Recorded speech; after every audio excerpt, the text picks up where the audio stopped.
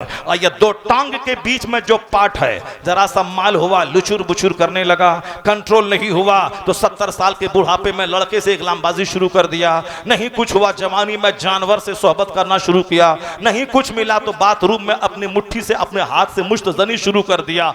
आजकल बहुत सारे जवान मुश्तजनी करके हिजड़ा हो गए। अब नहीं कुछ मिला तो मुश्तजनी शुरू किया। हैंड प्रैक्टिस मत कर, नामर्द हो जाएगा। गुलामबाजी मत कर, नामर्द हो जाएगा। औलाद पैदा करने के काबिल नहीं रहेगा। कैसे सोहबत करनी है इस्लाम ने बताया है। हुजूर ने फरमाया है खड़े होकर सोहबत मत करना, जल्द बुढ़ापा आ जाएगा। चादर ओढ़ के सोहबत कर, वरना बच्चा बेहया पैदा हो जाएगा। बीवी भी सेटिस्फाइड खुश रहे। जब तू नामर्द रहेगा तो तेरी बीवी दूसरों का चेहरा देखेगी और ड्राइवर के साथ भागेगी। इसलिए ताकतवर रहना जना से बचाने के लिए जरूरी है।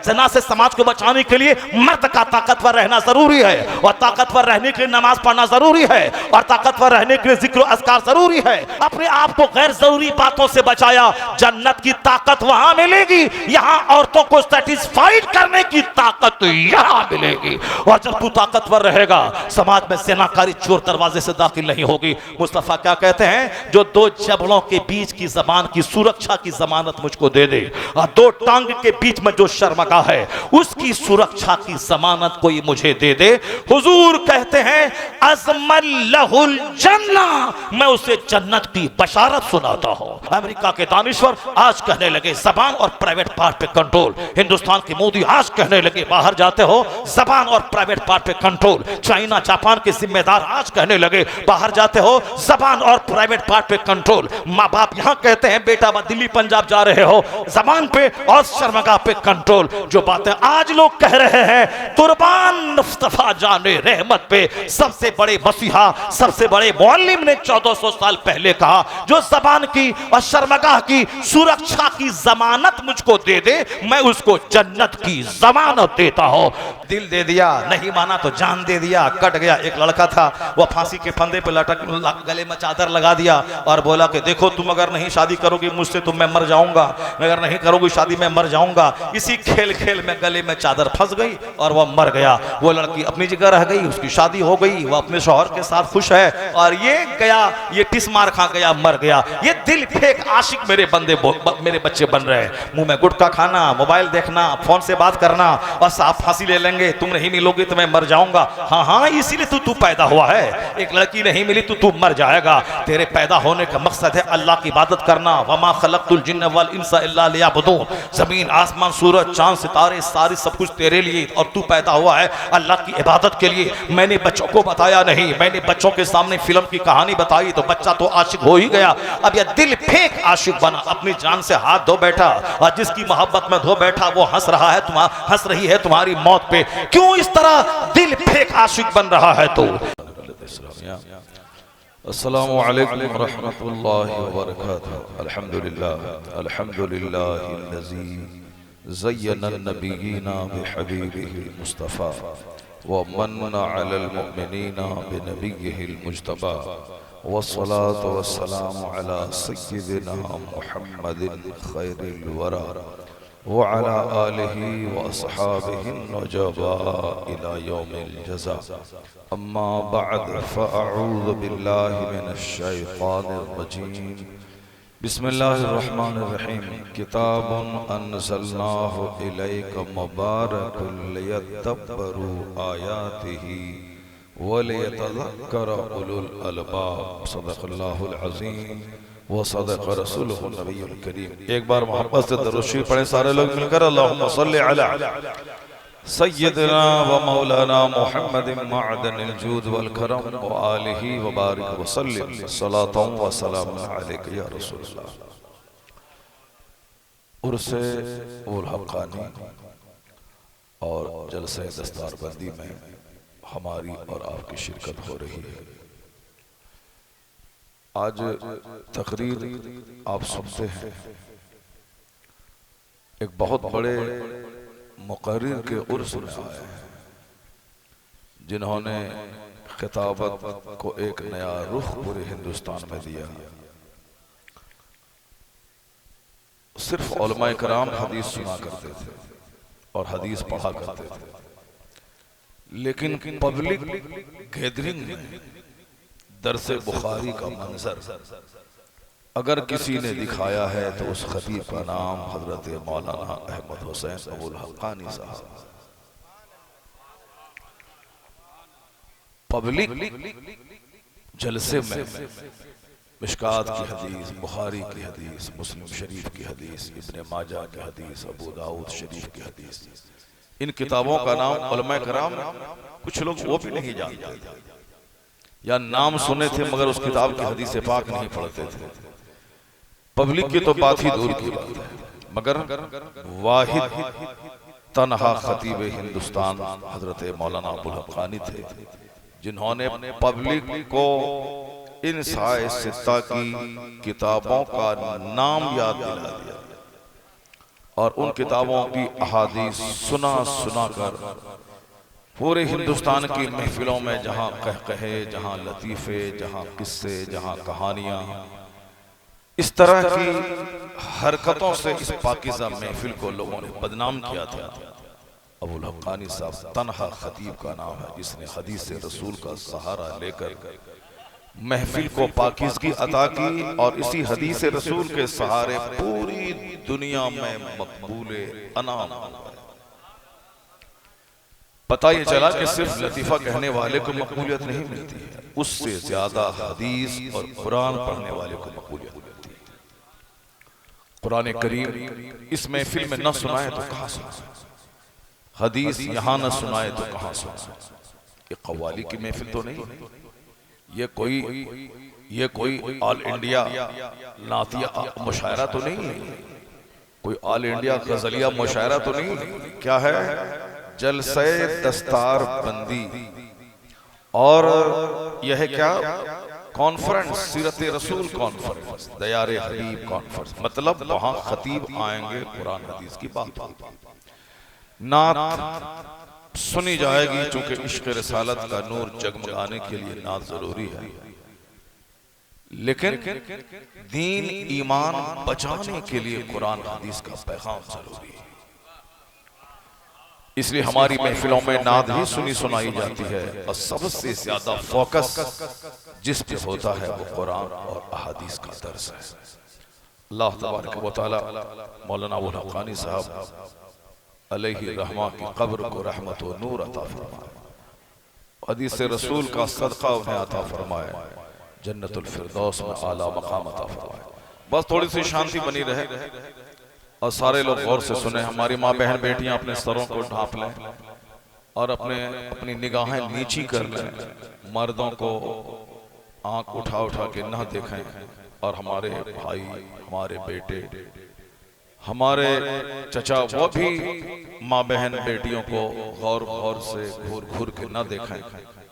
होना तो यही चाहिए था कि बीच में एक कपड़े की दीवार रहती ताकि एक दूसरे को न देख पाते, लेकिन जलसा जुलूस में, भीड़ भाड़ में इस तरह की बातें हो जाती हैं और जलसे में अगर ये इम्तियाज ना बरता जाए तो कहाँ बरता जाएगा। ए लड़का गौर से सुनो, ठीक से सुनो। सारे जितने लोग यहाँ बैठे महफिल में वो जान लें कि मैं जन्नत की क्यारी में बैठा हूँ, वो समझ लें कि मैं दरसगाहे रसूल में बैठा हूँ, वो समझ जाएं कि मैं अपने मजहबी रहनुमा के सामने बैठा हूँ। इधर 2-4-10 साल से बहुत गंदी हरकत दीनी मजलिसों में देखने को मिल रही है कि अक्सर बच्चे नौजवान नंगे सर जैसे चाहा वैसे आके बैठ गए। मैं कहता हूं कि गोल्डन टेम्पल सिखों की इबादत गाह है अमृतसर। मैं एक बार वहां खिताब के लिए गया था और मैं वहां अंदर जाना चाहा, देखूं क्या क्या होता है यहाँ पे। वहां देखा कि बड़े बड़े अरबपति करोड़पति सब बाहर हैं, कोई रोटी बना के दूसरों को खिला रहे हैं, कोई रुमाल लिए हुए हैं कि हर आने जाने वाले को सर पे रुमाल डाल देते हैं, या तो खरीद लो या फिर मेरी तरफ से रुमाल लो, सर ढांप करके अंदर जाओ। जिसका कोई वजूद नहीं है, जिसका कोई ठिकाना नहीं है, जिसका कोई बेस नहीं है, जिस मजहब की कोई सच्चाई नहीं है, उस मजहब के फॉलोवर डिसिप्लिन्ड हो गए, उस मजहब के फॉलोवर सिविलाइज्ड हो गए, उस मजहब के फॉलोवर महज़ब हो गए। और जिसका अल्लाह हक, जिसके रसूल हक, जिसका कुरान हक, जिसका मजहब हक, जिसका दीन हक, ये हक़ानियत के अलम बरदार को किस डाइन की नजर लग गई कि ये उन्हीं काफिरों की तरह लौटे हो गए? किसकी नजर लग गई? दुनिया में आंख खोल के जीना चाहिए और गैरों को देखकर संभलना चाहिए। अस्सईदु मन वुइज़ लिगैरि, नेक बख्त वो है जो दूसरों से नसीहत हासिल करे, दूसरों को देखे नसीहत हासिल करे। जब एक बेसलेस मजहब के फॉलोवर इस कदर महज़ब हो गए तो हमें मस्जिद का एहतराम, मदरसे का एहतराम, जलसे का एहतराम, दीनी गुफ्तगू का एहतराम, ये तो हमने दुनिया को सिखाया है और ये हम पर लाजिम है कि हम इस रिवायत को अपने हाथ से कभी जाने नहीं दें। अल्लाह तबारक व तआला मेरे सारे नौजवानों को, सारे बेटों, सारे भतीजों को इस दीनी मजलिसों में आने से पहले नहा धोकर, अल्लाह तौफीक दे तो बावजू होकर, अपने सरों को ढांप कर इस्लामी लिबास पहन कर आने की तौफीक अता फरमाए। रोजाना तो जीन्स और टी शर्ट आप पहनते हैं, मैंने नहीं कहा कि ये पहनना हराम है, मत पहनिए, नहीं कहा, आप पहनिए, आप पहनिए, लेकिन जब जुमा के दिन मस्जिद जाइए तो वहां जींस टी शर्ट नहीं बल्कि जबरदस्त सफेद कुर्ता और पायजामा टोपी लगा के मस्जिद जाइए।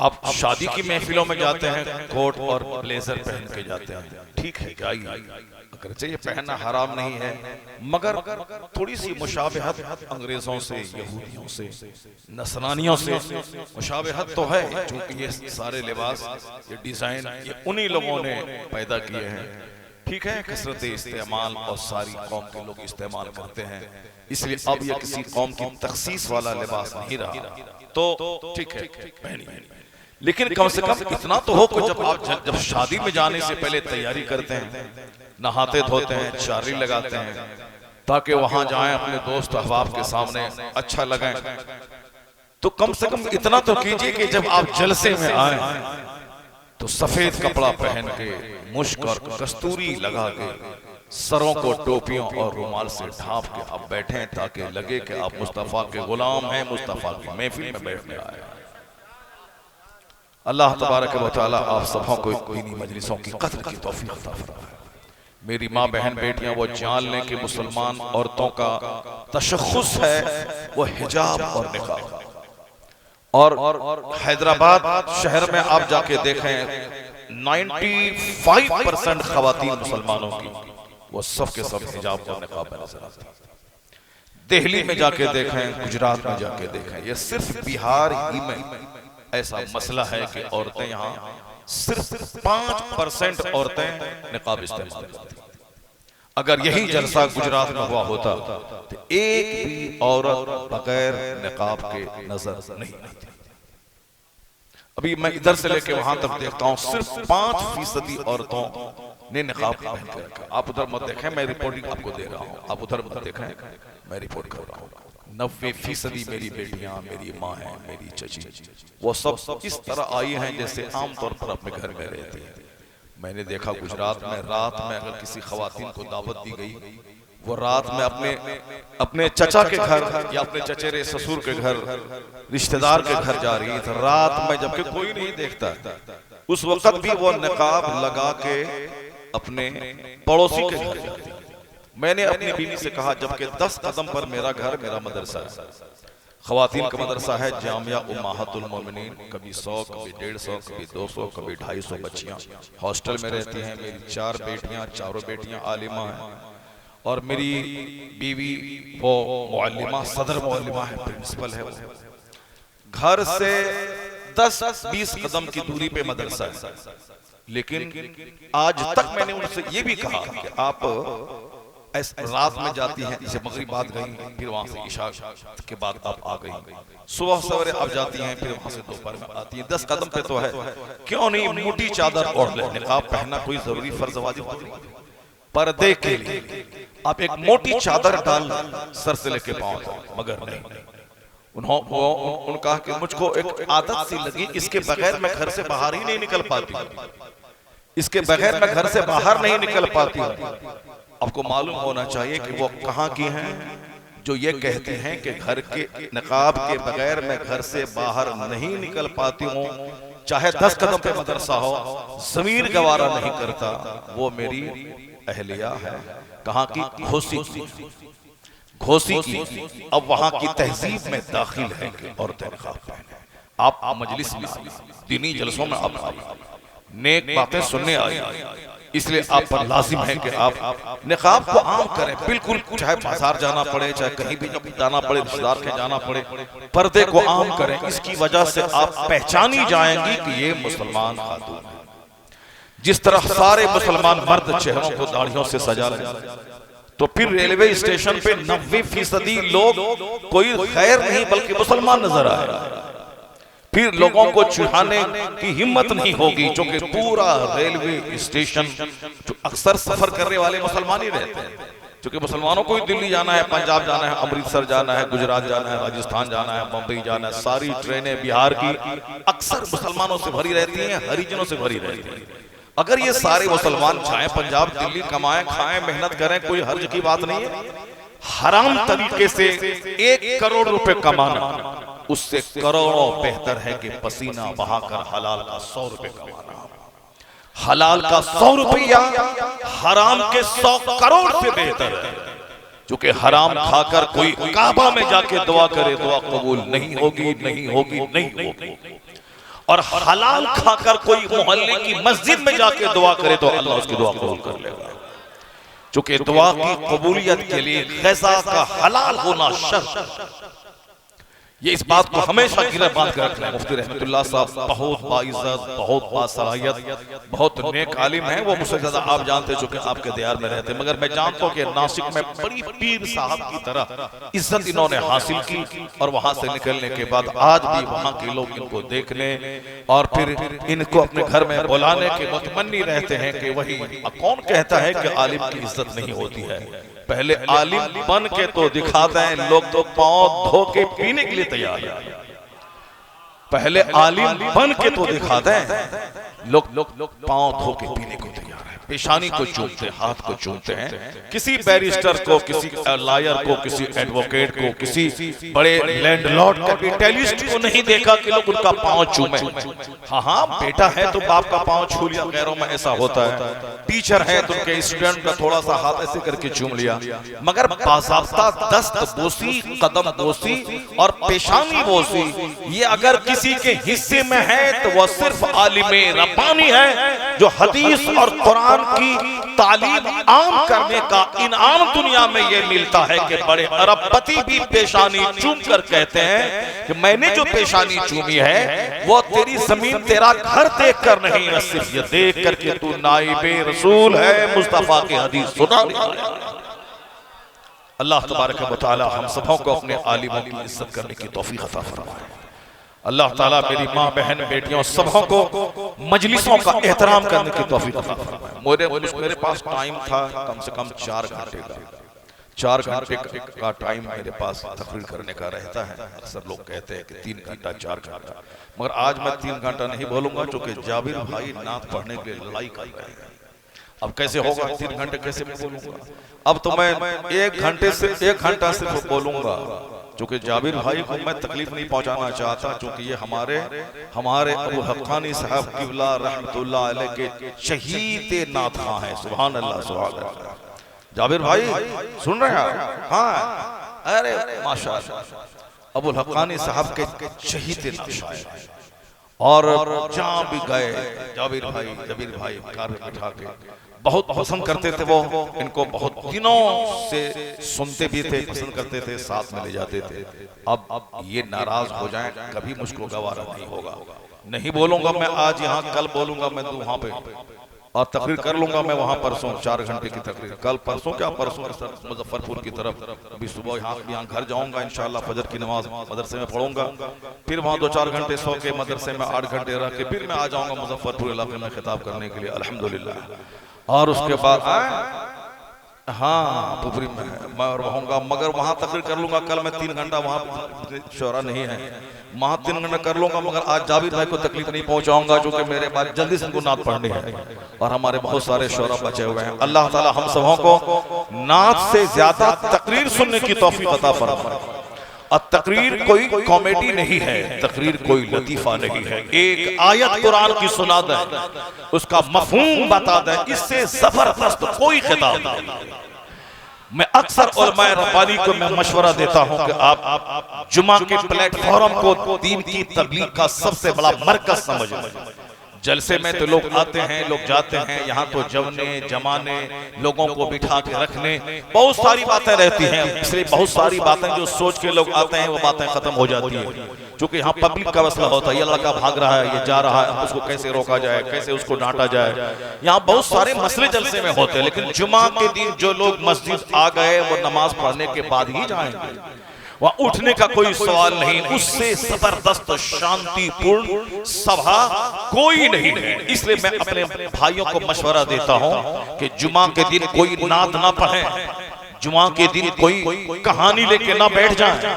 आधा घंटा का टाइम आपके पास है, आधा घंटा में सिर्फ 2 आयत कुरान करीम की तिलावत करें, उसका तर्जमा, उसकी तशरीह बयान करें, और मौका मिले तो 2 हदीस मुस्तफा की बयान कर दें। और हफ्ते में 7 दिन यही 2 हदीस 2 आयतों को आप रटें, 1 घंटे का टाइम निकाल के, और उस तकरीर को आप नोट कर लें कॉपी में। साल में कितने जुमा होते हैं आप गिनती कर लें, आपसे बड़ा खतीब कोई नहीं होगा अगर आपने ऐसा कर लिया।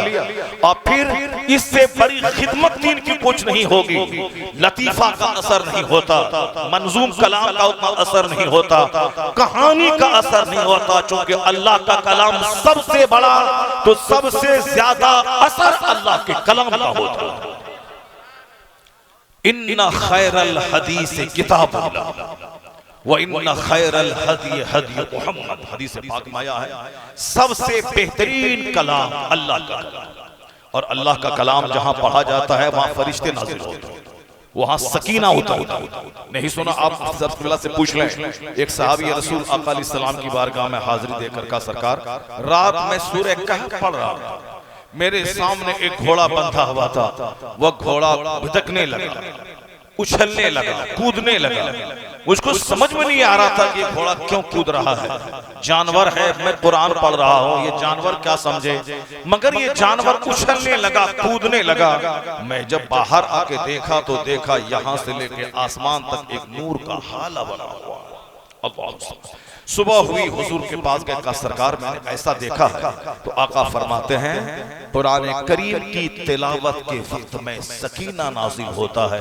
वह फरिश्ते थे जो तेरी गुफ्तगू तेरी तिलावत सुनने आए थे, और ये जानवर उन फरिश्तों को देखकर उछलने लगे थे, कूदने लगे थे। जहां कॉमेडी होती है वहां शैतान आता है, जहां व्हाट्सएप में गंदे गंदे मनासिर देखे जाते हैं वहां शैतान उस घर में आता है, जहां टेलीविजन पे सिनेमा देखा जाता है वहां शैतान आता जाता है। तो जिस घर में शैतान का बसेड़ा हो उस घर में रहमतें नहीं नाजिल होती, वहां लड़ाई होती, वहां झगड़ा होता, वहां मियां और बीवी में लत्तम और चुत्तम का माहौल पैदा होता है, वहां औलाद और वालिदैन में नाफरमानी का रिश्ता कायम होता है, वहां कभी कभी घर में रहने को मन नहीं करता।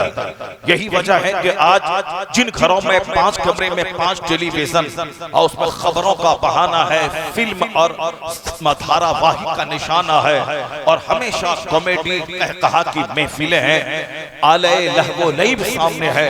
अब वहां घर में 50-50 हजार रुपए का सोफा, 2-2 लाख रुपए की फर्नीचर, वहां साहब महंगा ग्रेनाइट और पत्थर मार्बल लगे हुए हैं, लेकिन उसे छोड़ के लोग कहां जा रहे हैं? गोवा में समंदर के किनारे बालू पे सोने के लिए जा रहे हैं। करोड़ों का घर छोड़कर लोग कश्मीर डल झील में पहाड़ देखने जा रहे हैं। करोड़ों का घर देखकर लोग मसूरी नैनीताल में वहां जंगल और झाड़ और पेड़ देखने जा रहे हैं। लोग कहते हैं मैं घूमने जा रहा हूं, मैं टूरिस्ट हूं, मैं टूरिज्म पे जा रहा हूं, मैं सयाह हूं, सियाहत पे जा रहा हूं। घूमना चाहिए, देखना चाहिए। क्या घूमेगा, क्या देखेगा तुम? घर करोड़ों का छोड़ के वहां बालू देखने जा रहा है, करोड़ों का घर देख के वहां गाछ देखने जा रहा है, करोड़ों का घर देख के गोवा में समंदर के किनारे डुबकी लगा के समंदर के किनारे बालू पे नंगा होके लेटने जा रहा है। तुम कोई भी नाम दो, असल में घर में मन नहीं लगता, ये दीवारें काटने दौड़ती हैं। इसीलिए लोग होटलिंग पे और आउटिंग पे जा रहे हैं। जाहिर सी बात है, जहां शैतान का बसेड़ा हो, जहां औरत अलग मोबाइल चला रही हो, शौहर से कोई मतलब नहीं। जहां शौहर अलग मोबाइल चला रहा हो, बीवी से कोई मतलब नहीं। जहां जवान बेटा अलग मोबाइल चला रहा हो, उसे माँ बाप से कोई मतलब नहीं। जहां जवान बेटी अलग एंड्रॉइड मोबाइल में मस्त हो और बॉयफ्रेंड से चैटिंग कर रही हो, उसको घर के लोगों से क्या मतलब है। जहां बाप चैटिंग पे लगे गर्लफ्रेंड से, और जहां माँ चैटिंग पे हो बॉयफ्रेंड से, और जहां बेटा, जहां भाई चैटिंग पे हो गर्लफ्रेंड से, जहां बहन चैटिंग में हो बॉयफ्रेंड से, वो करोड़ों का घर है कि तवाइफ का कोठा है वो। तो जहां चैटिंग हो वहां शैतान आता है, और जहां शैतान होता है वहां बरकतें नहीं होती, वो दीवार काटने दौड़ती है। इसीलिए आउटिंग पे जाता है, घूमने जाता है। लेकिन जहां तिलावत होती है, जहां जिक्र होता है, जहां दुरूद होता है, जहां तहज्जुद होती है, इशराक चाश्त हो, जहां हदीस कुरान की तिलावत हो, वह किराए का घर भी जन्नत का टुकड़ा नजर आता है। 80 साल हो जाते कोई घर छोड़ना नहीं चाहता, क्योंकि जहां तिलावत होती है वहां फरिश्तों का आना जाना होता है। जहां फरिश्ते आ जाए वो जगह बंजर हो तो जगह सरखेज हो जाती है। नारे तकबीर, नारे रिसालत, उलमाए अहले सुन्नत, उर्से अल्लामा अबुल हक्कानी, जश्ने दस्तारे हिफ्ज, नारे तकबीर, नारे रिसालत। वाह माशाअल्लाह। इसको आप गिरह बांध कर रख लें। 1 करोड़ तावीज घर में लटकाने से बरकत नहीं होगी जब तक कि उस घर में तिलावत न हो, जिक्र इलाही न हो, उस घर में सजदा न हो। हुजूर ने कहा है कि तुम अपने अपने घरों को कब्रिस्तान मत बनाओ, फर्ज मस्जिद में पढ़ो और नफल अपने घर में जाके पढ़ो, ताकि तेरा घर कब्रिस्तान न हो जाए, तेरा घर सनसान न हो जाए, तेरा घर उजड़ न जाए। तो घरों की बरकतें तावीज से नहीं होती हैं, घरों की बरकतें तिलावत कुरान से होती हैं। ऐसा कहीं होता है कि आम का पेड़ लगा के उसमें 1 करोड़ तावीज डाल दें और ये सोचें कि यहाँ से अखरोट और पिस्ता, बादाम, किशमिश और खुबानी और लीची वहां से फल जाए। अल्लाह की कसम ऐसा नहीं होगा। इसलिए नहीं होगा कि कुदरत के कानून के खिलाफ है। लगाएं आम का पेड़, वहां से सेब निकल जाए, चाहे 50 करोड़ तावीज में डाल दें। बरेली, बेलग्राम, बदायूं, कचौचा, बिहार शरीफ, जिस खानका की तावीज लटका दें, नहीं होगा, नहीं होगा, नहीं। कुदरत के कानून के खिलाफ। हाँ, कोई नबी ऐसा कर दें, सूखे पेड़ में फल लगा दें, ये तो मौजज़ा। अगर कोई अल्लाह का वली ऐसा कर दें, ये करामत है। खर्क आदत के तौर पे जो होता है, एंटी हैबिचुअल, आदत के खिलाफ जो काम नबी करे तो मौजज़ा, और फिर आदत के खिलाफ कोई काम वली करे तो करामत है। तो करामत एक चीज है दिखाने की, कि जादू नहीं, ये हक है। मौजज़ा एक मौजज़ा है दिखाने के दलील, कि नबी हैं, जादूगर नहीं। बाकी काम सारा मौजज़ा और करामत से नहीं चलता, वो काम सारा सुन्नत से, शरीयत से, सलीका मंदी से, हिकमत से, तदबीर से, खुदा के नियमानुसार काम होता है। वल्लाहु खलक़ कुल्ल शैइन फ़क़द्दरहु तक़दीरा। अल्लाह ने हर चीज को पैदा किया है और सबको एक अंदाजे पे रखा है। करामतों से अगर सूरज जमीन पे आ जाए तो वो किसी नबी ने ऐसा किया होगा, मगर सूरज जमीन पे आता नहीं है आदतन। या आदत के खिलाफ काम अगर किसी नबी ने कर किया तो मौजज़ा है। मगर नेचुरल डेली सूरज उगता है, सूरज डूबता है। ठीक उसी तरह मैंने कहा कि घर में लोग सिनेमा देखे, घर में लोग गाना गाए, घर में लोग डीजे बजाए, घर में लोग गाली बके, घर में लोग लड़ाई झगड़ा करें और 1 करोड़ तावीज लाके बांध दें ताकि हाँ सुकून हो, नहीं होगा, नहीं होगा। इसलिए कि कुदरत का कानून ये नहीं है कि तावीज डाल के घर में बरकतें नासिल हो जाए। कानून कुदरत यह है, जहां जिक्र इलाही होता है वहां रहमतों का नुज़ूल होता है, जहां सालिहीन का चर्चा होता है वहां खुदा की रहमतें नासिल होती है। जिस घर में अमिताभ का चर्चा होगा, जिस घर में सलमान खान का चर्चा होगा, जिस घर में करीना कैटरीना का चर्चा होगा, जिस घर में धोनी सचिन का चर्चा होगा, जिस घर में मोदी अमित शाह का चर्चा होगा, जिस घर में आदित्य जोगी नाम और नीतीश कुमार का चर्चा होगा, जिस घर में खेल का चर्चा, राजनीति का चर्चा, जिस घर में दौलतमंदों का चर्चा, उस घर का चेहरा उजला रहेगा। कहा अभी है 2 मिनट के बाद गम का राज तारी हो जाएगा। और जिस घर में गौस का चर्चा, जिस घर में ख्वाजा का चर्चा, जिस घर में रजा का चर्चा, जिस घर में ताजुल शरिया का चर्चा, जिस घर में महबूब इलाही का चर्चा, जिस घर में उलमा का चर्चा, शोहदा का चर्चा, सालेहीन का चर्चा, जिस घर में सिद्दीकीन का चर्चा हो, फिर क्या है उस घर में रहमतों का खजाना नाजिल होता है। सूखी रोटी खा लो, चेहरा गुलाब की तरह हरा भरा रहे। नारे तकबीर, नारे रिसालत, उर्से अल्लामा अबुल हक्कानी, नारे तकबीर। वाह माशाअल्लाह, सुभान अल्लाह। आलिम कैसे पैदा होते हैं और आलिम किस घर में पैदा होते हैं मैं बताऊंगा आपको, मगर पहले सिर्फ कुरान करीम की 2-3 आयत को आपको मैं सुना दूं, फिर मैं मुस्तफा की 2-3 हदीस में सुना दूं, उसके बाद मैं बताऊंगा कि किस औरत का पांव घर में पड़ने से रहमतों का खजाना आता है, किस औरत के घर में आने के बाद वहां बच्चा कुतुब अब्दाल पैदा होता है। उन औरतों की निशानदेही मैं करूंगा ताकि आपको भी औरतों के सिलेक्शन में आसानी हो जाए। और किस मर्द की कोख से अल्लामा फहामा मुहद्दिस कबीर ताजुल शरिया आला हजरत जैसे जलील कद्र बुजुर्गान दीन पैदा होते हैं, उस मर्द का भी थोड़ा चेहरा दिखलाऊंगा, उसके चेहरे से भी पर्दा हटाऊंगा ताकि आपको समझ में आ जाए कि अगर मुझको चोर चाहिए बेटा तो किस तरह की औरत से शादी करनी है। अगर मेरी माँ बहन बेटी को चाहे कि मेरा बेटा कोई नेक बख्त कुतुब अब्दाल पैदा हो तो कैसा शौहर का सिलेक्शन करना चाहिए, क्योंकि अभी हालात इतने खराब है कि लड़की को सिर्फ खूबसूरती देखते हैं कि चेहरा चौड़ा हो, आंख बड़ी हो, नाक लंबी हो, रंग गोरा हो, बस थोड़ी सी गोश्त से बिल्कुल गोश्त से भरा हुआ जिस्म हो थोड़ा सा, बस यही एक हमारी पसंद होती है। चाहे लड़की यूज्ड हो, चाहे इस्तेमाल शुदा हो, चाहे 2-4 मर्दों की गोद में झूल चुकी हो, ट्यूशन सेंटर पे, कॉलेज में, कोई मतलब नहीं, चेहरा देखने में ठीक ठाक है, ओके मेरी तरफ से ओके है, बस ओके है। नहीं देखा कैरेक्टर कैसा है, जवान हुई 18 साल में, शादी हो रही 38 साल में, ये जवानी के 20 साल कैसे गुजरे कोई नहीं ढूंढता।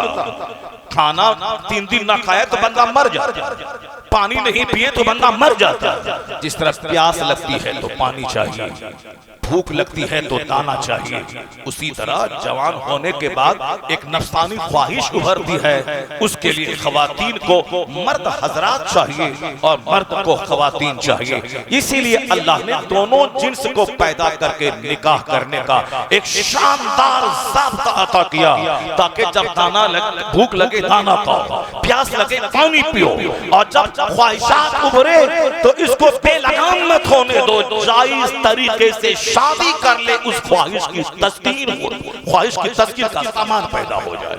लेकिन भूख लगी 20 साल पहले, अभी उस भूख की तकमील हो रही 20 साल के बाद, 18 साल में जवान हुई, 38 साल में शादी हो रही, कोई नहीं पूछता कि ये 20 साल कैसे गुजरे, रात कैसे गुजरी, दिन कैसे गुजरा, हॉस्टल के दिन कैसे गुजरे, कोई नहीं पूछता। सिर्फ मुंह अच्छा लगे देखने में, अब थोड़ी हाइट हो। एक मौली साहब बोल रहा था कलकत्ता में, हमारा बेटा बोला कि हमारी बीवी 6 फीट की लंबी होनी चाहिए, नाटी नहीं हो। आजकल अक्सर लड़की नाटी होती है, इसीलिए हजरत हमसे हजरत में खोजता रहा। अभी एक लड़की मिली तो अब उससे मैंने धूमधाम का ऐसे शादी करके उसको मैं लेके चला गया। क्या लंबी खोज के लेके चला गया। मौलवी साहब हैं, ये भी आम लोगों की बातें कर रहे हैं कि हाइट देख करके मैंने शादी की। ये नहीं बोला कि मेरा बेटा बोला है कि अब्बू बीवी मुझको वो चाहिए जो आलिमा हो, जो कुरान पाक की चंद सूरतों की हाफिजा हो, जो नमाजों की पाबंद हो, जिसको दरूद ताज याद हो, जिसको दुआए कुनूत याद हो, जिसको दुआए मासूरा याद हो। क्योंकि अक्सर औरतें 1 लाख में 99,000 औरतों को कुरान पढ़ना नहीं आता है। वो गलत ही कुरान पढ़ती है, भले ही बाप उसको ट्यूशन पढ़वा दे, मगर चूंकि बाप खुद जाहिल है, वो क्या जाने कि मेरी बच्ची कुरान कैसे पढ़ती है। और अब लोग हमारी बच्ची कुरान पढ़ी है, टीचर आ रहे हैं कुरान पढ़ रही है, और जब सुनता हूं तो जरा सुनाओ सूरह फातिहा, तो कहती है अल्हम्दुलिल्लाह रब्बिल आलमीन अर्रहमान अर्रहीम मालिक यौमिद्दीन इय्याक नअबुदु व इय्याक नस्तईन इहदिनस सिरातल मुस्तकीम सिरातल लज़ीना अनअमता अलैहिम गैरिल मग़दूबि अलैहिम वलद्दालिन। हर बाप का अरे कहीं गलती नहीं, और वाकई कहीं गलती नहीं हुई, आपने सुना। मगर इन हजरात से पूछिए उलमा कराम से कि एक भी सही नहीं हुआ। और जबकि वो औरत जो सही पढ़ती है उससे ज्यादा अच्छा मैं पढ़ा हूं, मगर इन लोगों के नजदीक ये बिल्कुल सरासर गलत है।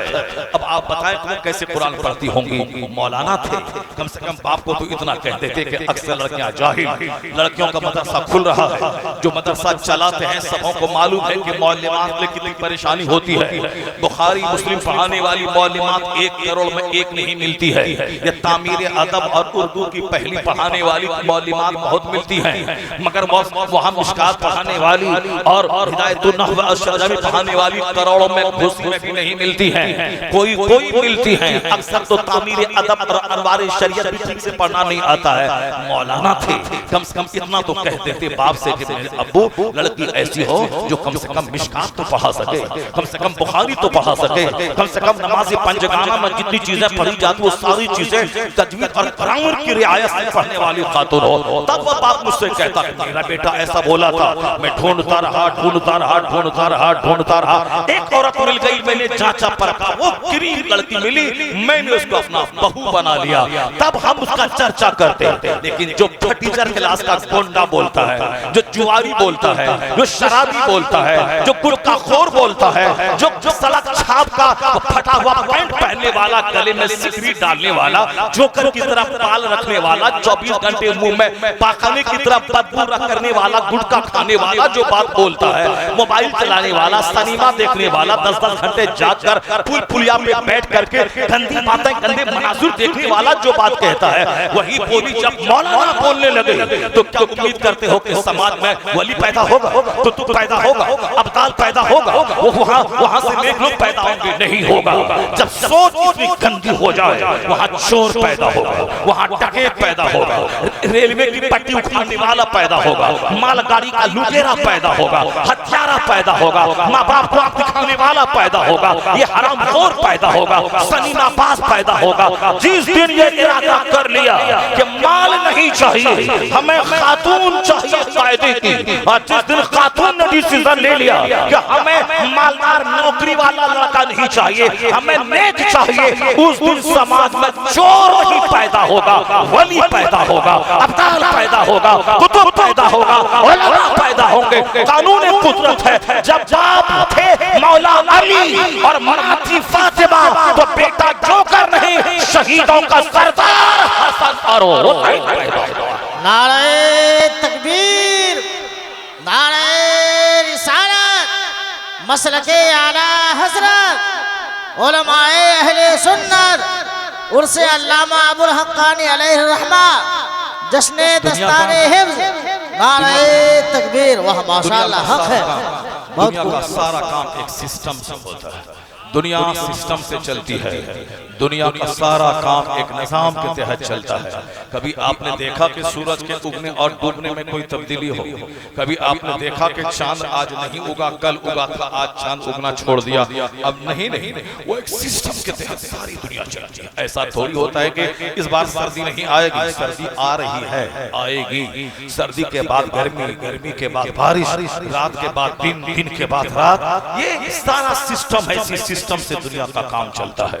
और जब बात छिड़ गई तो पहले मैं आपको कुरान के एक आयत का तर्जुमा, उसकी तशरीह बता दूं, उसके बाद फिर मैं लौट के आता हूं कि कौन बाप था जिसने 10 बड़े मुहद्दिसीन में एक बहुत बड़ा मुहद्दिस जलील, मुहद्दिस कबीर, रबीअतुर राय जैसा असीम मुहद्दिस को जन्म देने वाली मां कैसी थी, उनका बाप कैसा था। चूंकि हर आदमी शादी बच्चे के लिए ही करता है, बहुत कम लुच्चा लफंगा होगा जो शादी के बाद ऑपरेशन करवा दे के बच्चा नहीं चाहिए और सिर्फ हम जवान रहे, हमको सिर्फ लड़की का मुंह चाहिए, ऐसा तो बहुत कम लोग रहेंगे। अक्सर लोग तो ऐसा नहीं करते। अक्सर लोग तो ये कहते हैं कि शादी हुई 9 महीने के बाद बच्चा चाहिए।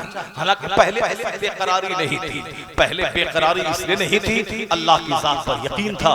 लोग कहते थे कि शादी के 10-10 साल के बाद ही बच्चा पैदा हुआ है, लेकिन अब चूंकि यकीन कमजोर हो गया है इसीलिए औरत जल्दी बच्चा चाहती है, वरना ये शौहर तलाक दे देगा। इसीलिए औरत के घरवाले भी चाहते हैं कि जल्दी से बच्चा पैदा हो जाए। 2 महीने के बाद ही उम्मीद जगे कि हाँ ऐसा हो रहा है। जहाँ साल 2 साल हो गए, लड़के की माँ बोलती पता नहीं बांझ को ले आया क्या, और लड़की की माँ बोलती है अगर बच्चा पैदा होने में देरी हुई लड़का छोड़ देगा क्या। यानी ईमान कमजोर हो गया, अल्लाह पर एतमाद नहीं रहा। बच्चे ज्यादा हो गए तो ऑपरेशन करवा दिया कि ढेर बच्चा होगा तो खिलाएंगे कहाँ, और बच्चा नहीं हुआ तो 50 डॉक्टर के पास दौड़ के जाना है साल भर के अंदर ही, ताकि जल्दी से इंजेक्शन लगा दे, कुछ कर दे डॉक्टर ताकि बच्चा पैदा हो जाए। सब्र नहीं है। पहले 10-10 साल के बाद बच्चे पैदा होते थे, कोई परेशानी नहीं थी। वो जानते थे कि अल्लाह ने तकदीर में लिख दिया है तो औलाद पैदा होकर रहेगी, और अगर तकदीर में नहीं है तो अमेरिका के डॉक्टर से भी इलाज करवा लो तो भी बच्चा नहीं होगा। उसके एतमाद था अल्लाह की जात पर और तकदीर पे भरोसा था। लेकिन अब वह भरोसा कमजोर हुआ, उजलत पसंद हो गए, जल्दबाज हो गए। आज नहीं तो कल सही, जब औलाद चाहिए तो औलाद चाहते हैं कि अब ये औलाद पोलियोग्रस्त पैदा हो जाए, ये औलाद पैदाइशी तौर पर अपाहिज पैदा हो जाए, पैदाइशी तौर पर पागल और गबी पैदा हो जाए।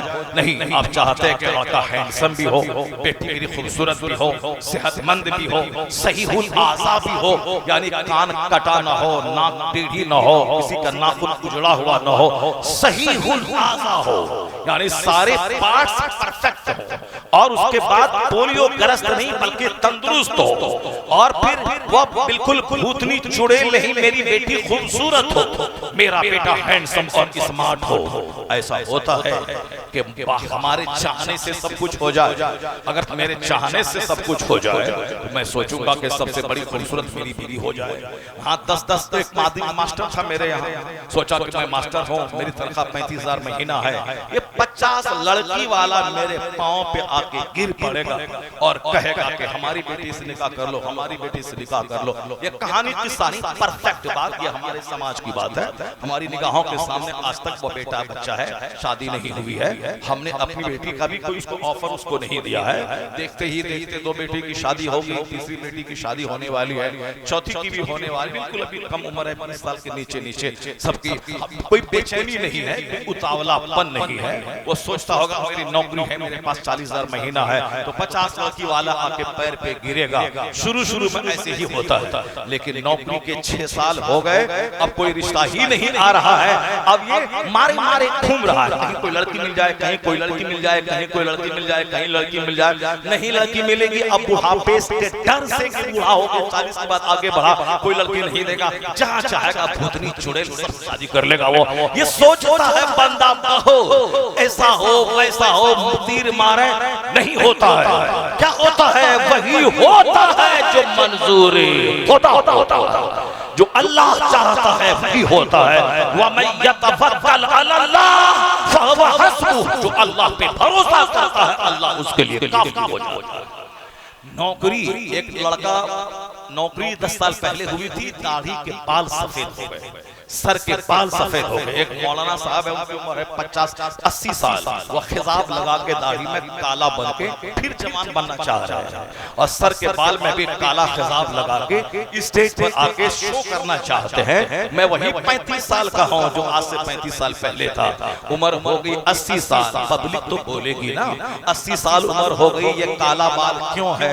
अगर कोई करामत है तो तेरा पैर चूम लेता हूँ और तेरी कब्र पे फूल चादर लेके पहले से तैयार रहूंगा ताकि तू मरे, ताकि मैं चादर डाल दूं तुम्हारी कब्र पे। आखिर क्या है? हमारा बाल सफेद हो गया, तुम्हारा 80 साल में सफेद नहीं है। ये क्या है? करामत है या फिर ये खिजाब का कमाल है? ये खिजाब की करामत है, किसकी करामत है? तो आला हजरत से पूछा गया था, हुजूर ये काला खिजाब लगाना कैसा है? तो आपने कहा हराम है। कहा हुजूर लोग जवान होने के लिए, बुढ़ापे को छुपाने के लिए काला खिजाब लगाते हैं। आला हजरत ने कहा था कि बूढ़े बैल में की सींग में तेल लगा देने से बूढ़ा कहीं जवान हो जाता मानता है क्या बाल में खिताब लगाने से आदमी जवान हो जाएगा? ये रग को कहां से लाएगा? जो कमर टेढ़ी हो गई, जो रगें टेढ़ी हो गई, जो आसाब बूढ़े हो गए, वो ताकत कहां से लाएगा? क्या सिंग में तेल लगाने से बूढ़ा बैल जवान हो जाता है? मगर नहीं, दिखने में लगे अच्छा जवान ताकि लोग बुलाएं, इसीलिए दाढ़ी और बाल में खिताब लगाता है। सब दिन तू 35 साल का रहेगा, आज अगर खिताब लगाया है, 5 दिन के बाद अगर नजर पड़ी तो तेरा बाल खिचड़ी नजर आएगा, इतना बुरा लगेगा। क्यों छुपाता है अपने बुढ़ापे को? हुजूर के कहने के मुताबिक हिना लगा, ये काला खिताब मत लगा। मगर लोगों की सोच ऐसी टेढ़ी हो गई कि अल्लाह जो कहे वो अपनी जगह है, रसूल जो कहे अपनी जगह है, मगर जीना उसी तरह है जिस तरह से फिल्मी कल्चर बोलता है, जिस तरह दुनिया के दूसरे लोग बोलते हैं। अल्लाह जलील करके, सेहत छीन कर, अल्लाह बेइज्जत करके बता देता है कि तूने इज्जत का सहारा, इज्जत हासिल करने का सहारा जो लिया है झूठ से, तुमने माले हराम से, तूने अपने घर अपनी गाड़ी से, तो घर गाड़ी जवानी इसकी मौजूदगी में अल्लाह जलील करके बता देता है कि बंदे खबर रखना कि अल्लाह है, अल्लाह तेरा खालिक और मालिक है। अगर 10 साल छूट दिया, ये मत समझना कि कोई खालिक नहीं है। अल्लाह 400 साल की छूट देता है, उसके बाद जब पकड़ता है तो तड़पा के मार देता है। जैसे फिरौन को अल्लाह ने 40 साल नहीं 400 साल की छूट दे दी, और जब अल्लाह ने पकड़ा उसको समंदर में तड़पा के डुबा के मार दिया।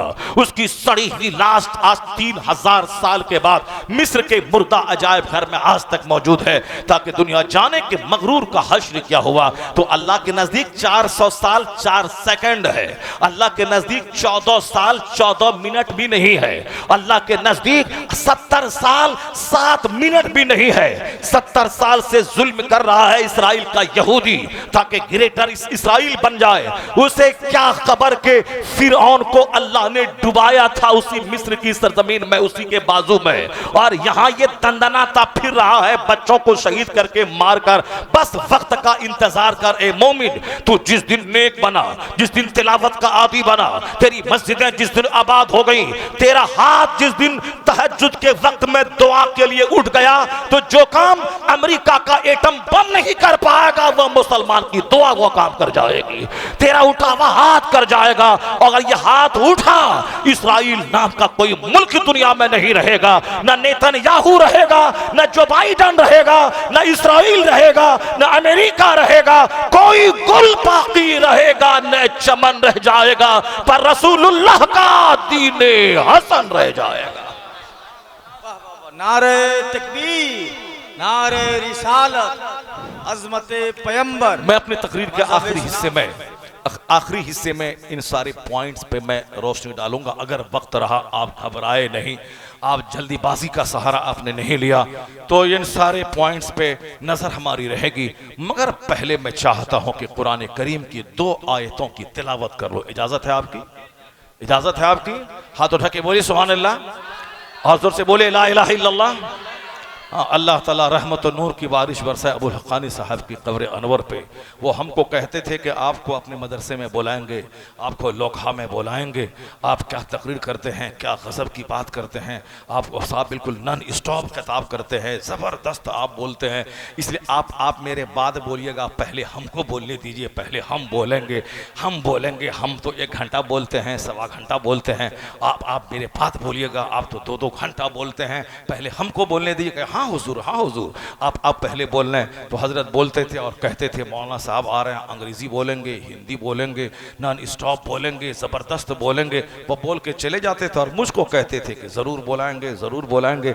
मगर क्या हुआ, ऐसा हयात ने वफा नहीं की। लोग 80-90 साल जिंदा रहते हैं, मगर अबुल हक़ानी साहब उतनी ही उम्र लेके आए थे और चले गए। जो मर गए तो तर गए, अगर जिंदा रहते पता नहीं कौन सा फितना मोबाइल में उठता, कौन सा फितना ये सोशल मीडिया में उठता, कभी इज्जत मिलती, कभी कुछ होता। जो मर गया सो तर गया, चला गया, अब इंतकाल कर गए। अब वहाँ पे आराम से रहें, अपना जन्नत जाएं, अल्लाह फजल फरमाए, सारे गुनाह माफ़ हों, अल्लाह जन्नतुल फिरदौस में आला मकाम अता फरमाए, आप सब अता फरमाए। लेकिन जिंदा रहते तो कड़ाके की सर्दी में नमाज पढ़ना होता, गर्मी में नमाज पढ़ना होता, किसी हालत में नमाज माफ़ नहीं है। चाहे बेटी का जनाजा उठे तो भी नमाज माफ़ नहीं है, चाहे बेटे की बारात चले तो भी नमाज माफ़ नहीं है, चाहे खड़ा ना हो तो बैठ न तो लेट के मर, जब तक सांस जारी है नमाज पढ़ना फर्ज है। एक वक्त की नमाज छोड़ना हराम और गुनाह कबीरा है। जैसे झूठ बोलना हराम, शराब पीना हराम, सूद खाना हराम, ज़िना करना हराम, उसी तरह नमाज पंजगाना छोड़ना हराम और गुनाह कबीरा है। बंदा जो जिंदा है उसको तो छुटकारा है नहीं, पढ़ना ही है। नहीं पढ़ेगा तो जाएगा बूट लादने के लिए, मगर पढ़ना पड़ेगा जब तक जिंदा है, फर्ज है। मर गया, न नमाज है, न रोजा है, न हज है, न ज़कात है, आराम से कब्र में चले गए। अगर काफिर मरा तब तो सीधे कब्र से लेकर के हमेशा सदा आग ही आग है। और मोमिन मरा, अल्लाह ताला अगर माफ गुनाहों की सजा दे दे, काटने के बाद बिल आखिर जन्नत है। अल्लाह फजल फरमाए, शुरू दिन से माफ करके उसको शुरू से ही जन्नत की खिड़की खोल दे, आराम दे दे। ये अल्लाह का फजल है। मर गया तर गया। मोमिन जो मर गया चला गया, ये मत तरस खाएं कि क्यों मर गया। नहीं, मोमिन के लिए मौत तोहफा है और काफिर के लिए मौत एक अजाब है, एक सजा है। कि जो मस्ती करनी थी दुनिया में कर लिया, हुकूमत करना, मंत्रालय संभालना, डीएम बनना, एसपी बनना, दौलत जमा करना, सब करना, सब कर लिया। मरने के बाद सदा आग में जलना है। दुनिया में तकलीफ बढ़ी, मौत आ गई, बदन ठंडा हो गया, मगर वहां तक मौत ही नहीं है, वहां तड़पते रहना है। खाल गलेगी, फिर नई खाल पैदा होगी, फिर आग में जलेगी, फिर नई खाल पैदा होगी। ये बताएं कितनी तकलीफ होगी। इसलिए सरकार गौसे आजम के सिलसिले के एक कादरी बुजुर्ग ने कहा था, मेरे बेटे, मेरे लाल, मेरे मुरीद, 50,000 किताब पढ़ने से ज्यादा फायदा देगा, दो बात को याद रख लेना। कहा था उन्होंने कि जांत गिरह बांध के रख ले कि कोई तकलीफ जहन्नम की तकलीफ से बढ़कर नहीं है, कोई तकलीफ नहीं है। दुनिया में 100 साल तेरा पांव सड़ जाए, तेरा हाथ सड़ जाए, तेरे बच्चे मर जाए, तेरा घर जल जाए, तेरी दुकान खत्म हो जाए, ये सारी तकलीफें जहन्नम की 1 मिनट की तकलीफ के मुकाबले में कुछ नहीं है। क्योंकि दुनिया की हर तकलीफ का अंत है। अभी दर्द है, थोड़ी देर के बाद आराम हो जाएगा। अभी तड़प रहा है, जबरदस्त तकलीफ बढ़ी, मौत आ गई, बदन ठंडा हो गया। मौत आई, बदन ठंडा हो गया, मगर मरने के बाद तो मौत ही नहीं है। वहां सिर्फ एक ही मौत यही है जो मौत का मजा चखा मर गया। मरने के बाद वहां मौत ही नहीं है। क़यामत कायम होगी, हिसाब किताब होगा, जन्नती जन्नत में, जहन्नमी जहन्नम में, मौत को ज़बह कर दिया जाएगा। ए जन्नतियों, जन्नती सोचेंगे कहीं जन्नत से निकलने का इशारा तो ना होगा। जन्नती सारे कान खड़े होकर सुनने लगेंगे, कहीं इस आराम से निकलने का परवाना तो नहीं जारी हो रहा। जय जहन्नमियों, जहन्नमी सबके कान खड़े हो जाएंगे। जहन्नमी सोचेंगे कहीं अब उम्मीद की तो नहीं जगी है, जन्नत के लिए कहीं कोई आदेश तो नहीं होने वाला है। लेकिन फरिश्ता कहेंगे कि तुमने ईमान लाया, अच्छा काम किया, अल्लाह ने अपने वादे के मुताबिक तुझको जन्नत दी, बाग दिया, अब ये नेमत तुमसे छीनी नहीं जाएगी। वो दुनिया है जहां जवान है तो जवानी खत्म, बुढ़ापा शुरू। वो दुनिया है जहां सर में दर्द, पैर में दर्द, आंख में दर्द, कान में दर्द। ये यहाँ जन्नत में ऐसा नहीं है। वो दुनिया है जहां सर के बाल, दाढ़ी के बाल, यहाँ कोई बाल नहीं है।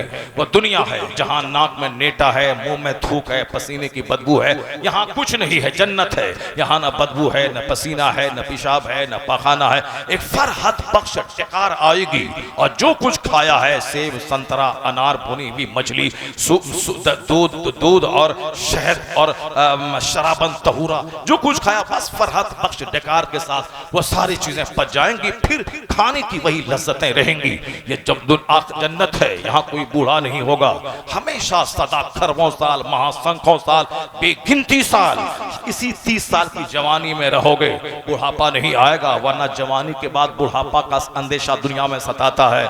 आज जवान हैं, ताकतवर हैं, खूब जोर जोर से बोल रहे हैं, कल बीमार पड़ गए तो नहीं बोल पाएंगे, कल बूढ़ा हो गए तो सांस में लेने में तंगी होगी, नहीं ले पाएंगे। अब एक अंदेशा रहता है, पता नहीं कल क्या होगा। जन्नत में कोई अंदेशा नहीं। दुनिया में पैसा कमा रहे हैं, सारा पड़ोसी चिढ़ रहा है। मकान 2 मंजिला बना रहे हैं तो सब घूर घूर के देखता है पैसा कहां से लाया, क्यों बना रहा है। सब इंतजार में रहता है कब इनका पैसा घट जाए, कब ये मर जाए, कब इनका आमदनी घट जाए। मुंह फुला के रहता है, लोग बात नहीं करते हैं। मौलाना इसी इलाके का बोला, पहले गरीब थे, मेरी माँ पाखाना करने बाहर जाती थी तो सारे लोग सलाम करते थे, अस्सलाम वालेकुम मौलाना साहब, अस्सलाम वालेकुम मौलाना साहब, क्योंकि हम उन्हीं लोगों की तरह थे। अल्लाह ने थोड़ी सी शोहरत दी, तो इज्जत दी, पैसा कमा लिया, अच्छे कमरे का घर बनाया, लेटरूम बाथरूम बनाया, घर हमारी बहन बेटियां बाहर नहीं जाने लगी, हमारी माँ घर में रहने लगी, वहीं पर गुस्ल खाना बाथरूम मैंने बनाया, कितना अच्छा काम किया ताकि मेरी माँ बाहर न जाए, घर में रहे, पैसा कौड़ी अल्लाह किसी को दे तो सबसे पहले ही काम करना चाहिए। आजकल बहुत ऐसे लोग हैं जहाँ 10 करोड़ का घर है, अब बाथरूम नहीं, पीर साहब आए तो मोटरसाइकिल पे बैठा करके उसको भैया उसके खेत की तरफ ले जा रहे हैं। वो बिहार में नहीं गुजरात में गया था, वहां भी यही हाल है। मैंने कहा बाथरूम जाऊंगा, कहा नहीं स्टेज पर चलिए मजमा भाग जाएगा, स्टेज पर चलिए मजमा भाग जाएगा। अरे मैं अभी इतने घंटे से मैं आया हूँ, इतने घंटे से मैं आया हूँ सफर करके ट्रेन से, बाथरूम ले चलो, कहा बाथरूम, कहा नहीं मजमा भाग जाएगा, मजमा भाग जाएगा, मजमा भाग जाएगा। अरे अब तो बाथरूम नहीं करें, पेशाब नहीं करें, अब पेशाब करने के लिए हजरत 2 किलोमीटर दूर जाना पड़ेगा। ये लानत हो तुम्हारे इस घर पे यार, इतना घर बड़ा घर बनाया है और बाथरूम नहीं बनाया है। चलो इस हाल में जो होगा स्टेज पर ही देखा जाएगा। चलो जो मामा बांधा पगड़ी पहना और स्टेज पर आ गया, वो तो जिक्र रसूल की बरकत है कि 8-8 घंटे पेशाब पखाना वो रुक जाता है, वरना तो बहुत सारे लोग अपने पायजामा ही पखाना कर देते हैं। और अभी इसराइल में एक बीमारी फैल गई है यहूदियों की फौज में, वो दस्त वाली बीमारी, इसीलिए उसको बच्चों की तरह ड्रैपर पहनना पड़ रहा है ताकि जो दस्त होता रहे। तो अब हमास के नौजवानों का बम उसे क्या मारेगा, एक कुदरती बम व दस्त की बीमारी शुरू हो गई है।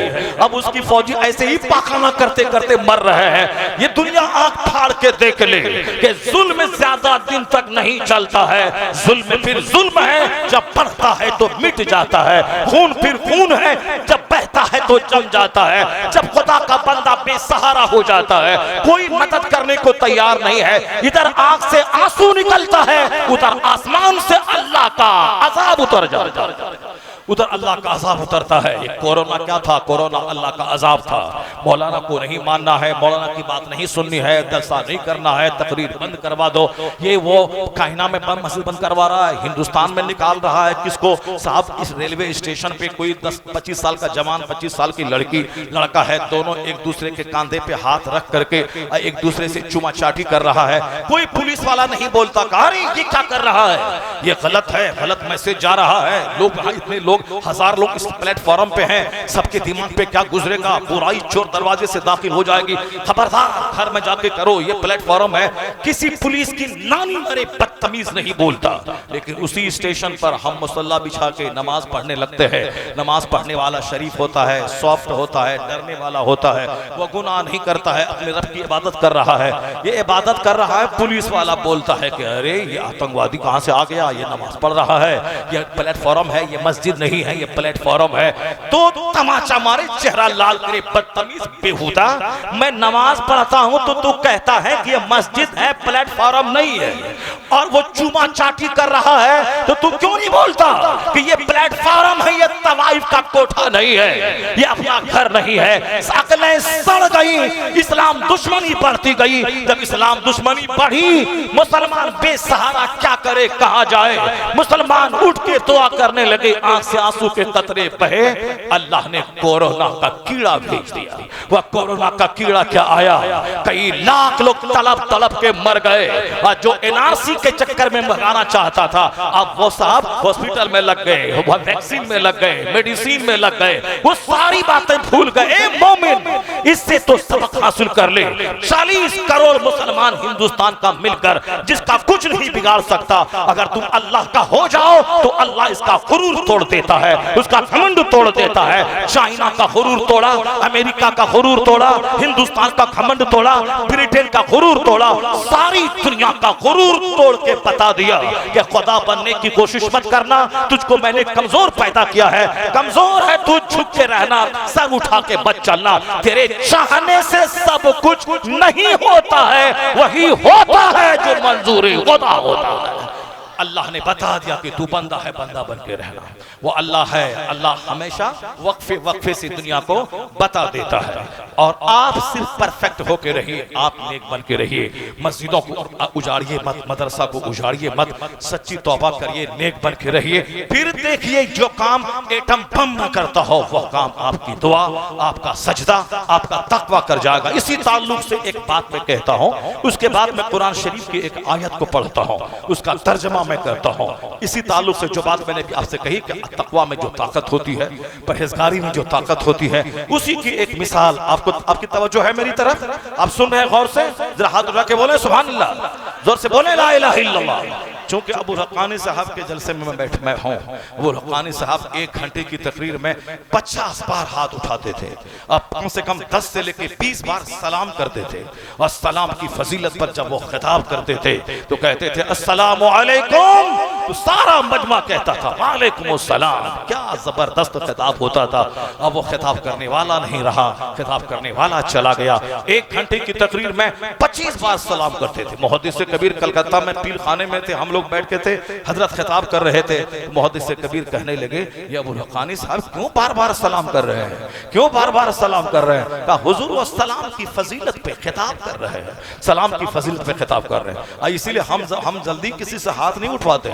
4-4 घंटे की तकरीर है, एक बार भी हाथ नहीं उठवाया, एक बार भी नारा नहीं लगवाया, मगर अभी यहाँ बार बार लगवाना पड़ रहा है। क्यों? अबू हक्कानी साहब के उर्स में आए हैं। सुभान अल्लाह, सुभान अल्लाह, सुभान। अबू हक्कानी साहब के उर्स में आए हैं, अबू हक्कानी साहब के उर्स में आए हैं। वो अपनी कब्र से देख रहे होंगे जिसको मैं जिंदगी में नहीं बुलाया, वो मेरे उर्स में आकर के वो मेरी नकल कर रहा है, वो हमारी फजीलत बयान कर रहा है, वो हमारी तकरीर कर रहा है। तो जब उनकी सल्तनत है, उनका मदरसा है, उनकी खानका है, उनकी मस्जिद है, ये उनका दरबार है, तो उनके दरबार में उसी ट्रैक पे खिताब करना होगा। एक बार जोर से बोले सुभान अल्लाह। अब मैं बताता हूं कि जो ताकत बम में नहीं है वो ताकत सजदे में कैसे है। अब मैं बताता हूं कि जो ताकत कन में नहीं है वो आपकी दुआओं में वो ताकत कैसे है। आपने सुना होगा, एक शख्स का नाम सुना होगा, वो शख्स दुनिया इस्लाम की तारीख का एक जबरदस्त किरदार अदा करने वाला, करोड़ों मुसलमानों के दिलों की धड़कन, जिसको दुनिया सलाहुद्दीन अय्यूबी के नाम से जानती है। सुभान अल्लाह, सुभान अल्लाह। फिलिस्तीन की माँ बहन बेटियों से मेरी माँ बहन को सबक हासिल करना चाहिए। अगर हमारी बहन को तकलीफ होती है ससुराल में, वो शौहर चेंज करने के लिए सोचती है, अपनी माँ को जाकर शिकायत करती है, गीबत करती है, और नहीं कोई इल्जाम मिला तो एक इल्जाम रख देती है कि ये शौहर बनने के काबिल नहीं है।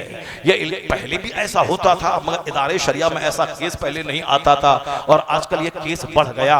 अभी कर्नाटक में, कर्नाटक की राजधानी बेंगलोर में मैं 2 साल पढ़ाया हूँ जामे हजरत बिलाल में। वहाँ मरकजी मदरसा है, पूरे कर्नाटक का सबसे बड़ा इदारा है, वहाँ 2 साल पढ़ाया। बगल में मस्जिद में 2 साल नमाज पढ़ाया। वहाँ एक केस आ गया, क्या लड़की डीएम है। अरे बाप, लड़की डीएम है। डीएम प्रधानमंत्री से भी बड़ा होता है। आप बोलेंगे कैसे? क्योंकि मैंने खुद इंटर किया है, ग्रेजुएशन किया है, पीजी किया है, मैंने अंग्रेजी लिटरेचर में एमए किया है, मैं स्कूल को देखा हूँ, मैं कॉलेज को देखा हूँ, यूनिवर्सिटी को देखा हूँ, मैं वो सब उनके ब्राह्मणों राजपूतों के माहौल में रह करके सब देखा हूँ, मुझको सब मालूम है। मैं डीएम को जानता हूँ, प्रधानमंत्री को जानता हूँ, मैं आदित्य जोगीनाथ पंडित जी को जानता हूँ। हिंदुस्तान का सारा पंडित लंबी लंबी दाढ़ी रखता है, सिर्फ एक पंडित है आदित्य जोगीनाथ जो दाढ़ी मुंडता है। दाढ़ी मुंडने के बाद ही वो पंडित जी कहलाता है। हमारे लोगों से सबक हासिल कर ले वो हिंदू लोग कि दाढ़ी मुंड के कहीं पंडित होता है। हमारी मस्जिद का इमाम अगर एक मुट्ठी से कम दाढ़ी कतर ले तो जो फटीचर क्लास का रिक्शा चालक है वो उसको मुसल्ले से हटा देगा। मौलाना साहब, ये हद शरअ से कम दाढ़ी रखना ये फिस्क है, फिस्क एलानिया है, ये हराम है, ये फासिक बरदूदु शहादा आप हैं, आपके पीछे नमाज नहीं होगी। इसलिए हमारा मौलाना जब हम उसका पांव चूमते हैं तो फिर हम उसकी खबर भी लेना जानते हैं कि ये लिबास नहीं चलेगा, ये सीना का बटन खुला है नहीं चलेगा, ये सोने की अंगूठी नहीं चलेगी, ये चांदी का चैन नहीं चलेगा, और ये दाढ़ी नहीं चलेगी, नहीं चलेगी, नहीं चलेगी, पैंट शर्ट पहन के आएंगे इमामत नहीं चलेगी। ये है इख्तियार इस्लाम ने दिया है। इमाम का पांव चूमना है, नजर भी रखनी है कि ये दाढ़ी नहीं चलेगी, फ्रंट कट नहीं चलेगी। लेकिन उसके यहाँ कुछ नहीं है, शराब पियो, कुछ भी करो, डोमनी को लेके भागो, कहीं जाओ, पर पंडित मिल करो तो पंडित जी हो गए। अब राजपूत ब्राह्मण है तो पंडित जी हो गए। वो दाढ़ी मोछ दोनों मूडता है पंडित जी, और फिर भी वो पंडित जी है, मगर वो है मगर जनरल पंडित दाढ़ी। आशाराम को देखिए लंबी दाढ़ी, गुरमीत सिंह को देखिए लंबी दाढ़ी, और वो सब शंकराचार्य को देखिए लंबी दाढ़ी। ये हमारी दाढ़ी का मजाक उड़ाते हैं ये लोग। तो अपने पंडितों का ही चेहरा देख ले तो समझ में आ जाएगा कि दाढ़ी रखना ये पुरानी रीत है। दाढ़ी मूंडना ये 100 साल के अंदर की रीत, नई रीत है। जब से फिल्म पैदा हुई और फिल्म में एक्टर नाचने लगे, तब से हिंदू मुस्लिम सब दाढ़ी मूंडने लगे। वरना 100 साल पहले जब फिल्म नहीं बनी थी तो सारे लोग दाढ़ी रखते थे, क्योंकि दाढ़ी जवानी के लिए और कुव्वते मर्दानगी के लिए जरूरी है। क्योंकि जैसे हमने दाढ़ी मुंडाया, मेरा बेटा मुंडाया, मेरा पोता मुंडा, पोते का बेटा मुंडा, पोते का पोता मुंडवाया, 6 नस्ल हो गई। 7 नस्ल तक जो लगातार दाढ़ी के बाल मूंडेगा, हकीमों तबीबों फलसफियों का कहना है कि 8वीं नस्ल जो पैदा होगी वो ना मर्दों की हिजड़ों की पैदा होगी। क्योंकि अब इसलिए आप अपने बाल बच्चों को कैसा पैदा करना है, आपको बहादुर पैदा करना है, ताकतवर पैदा करना है, मर्द पैदा करना है या उसे नामर्द पैदा करना है, वो आप फैसला कर लीजिए। इसलिए आप अपनी आने वाली नस्लों में दाढ़ी, सरकार की जो सुन्नत है उसकी अहमियत बताने के लिए जरूरी है कि आप दाढ़ी रखें, आपका बेटा दाढ़ी रखे, आपका पोता दाढ़ी रखे, पोते का बेटा दाढ़ी रखे, पोते का पोता दाढ़ी रखे। 6 नस्ल हो गई, 7वीं नस्ल, तब आप दबंग रहेंगे। 80 साल में भी लड़का पैदा करने के काबिल रहेंगे, क्योंकि कुव्वते मर्दानगी से गहरा रिश्ता है इस दाढ़ी का। अल्लाह ने औरतों को दाढ़ी नहीं दी है, अल्लाह ने मर्दों को दाढ़ी दिया है, क्योंकि मर्द की ताकत दाढ़ी में है और औरतों की ताकत दाढ़ी ना होने में है। और जिस दिन उनके चेहरे पे दाढ़ी हो गई, वो औरतों के औसाफ से खाली, औरतों की संवेदना से खाली, औरतों को जो सेंसेशन होता है, जो जज्बात होते हैं, जो निस्वानियत होती है, वह सबसे खाली व खोसट लकड़ी बन जाएगी। और मर्द को अगर दाढ़ी न रहे, ये देर या सवेर ये नामर्दी के करीब पहुंच जाएगा।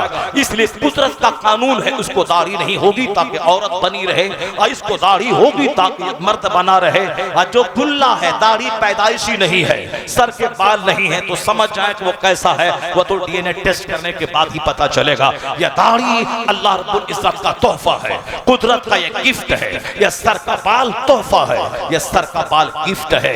इसलिए सर के बाल को तराश खराश करके जोकर की तरह मत बनाइए। जिसका बाल सर से उड़ गया है वो तो नामर्द हो गया है और देखने में गंजा लगता है, और गंजा समाज में काबिले नफरत होता है, कोई उसके करीब नहीं बैठता। जैसे कोढ़ी, गंजा, अंधा, इसी तरह ऐब है बाल का गंजापन हो रहा। हाँ, उम्र बढ़ी, थोड़ा सा बाल आगे से उड़ गया, वो नहीं जो पूरे सर का बाल झड़ गया हो, समझ लें कि वो मर्द कहलाने के काबिल नहीं रहता। और बाल है, चेहरा हसीन लगता है, खूबसूरत लगता है, तो अल्लाह ने बाल दे के खूबसूरत बनाया है। और हमारा बेटा फिल्म के एक्टर को देख के चारों तरफ से बाल मूंड के औरतों की चुटी की तरफ बाल रखता है। ये बाल बनाने का ये अंदाज नामर्दी की तरफ ले जाता है, बाल बनाने का ये अंदाज हमारी इज्जतों को छीनने की तरफ ले जाता है। और अगर बाल रहे सुन्नत रसूल के मुताबिक, यानी पूरे सर में बराबर बराबर बाल रहे, बाल कान की लौ तक रहे, बाल यहाँ कान की लौ तक रहे, ज्यादा बढ़ जाए तो आधे कांधे तक आ जाए,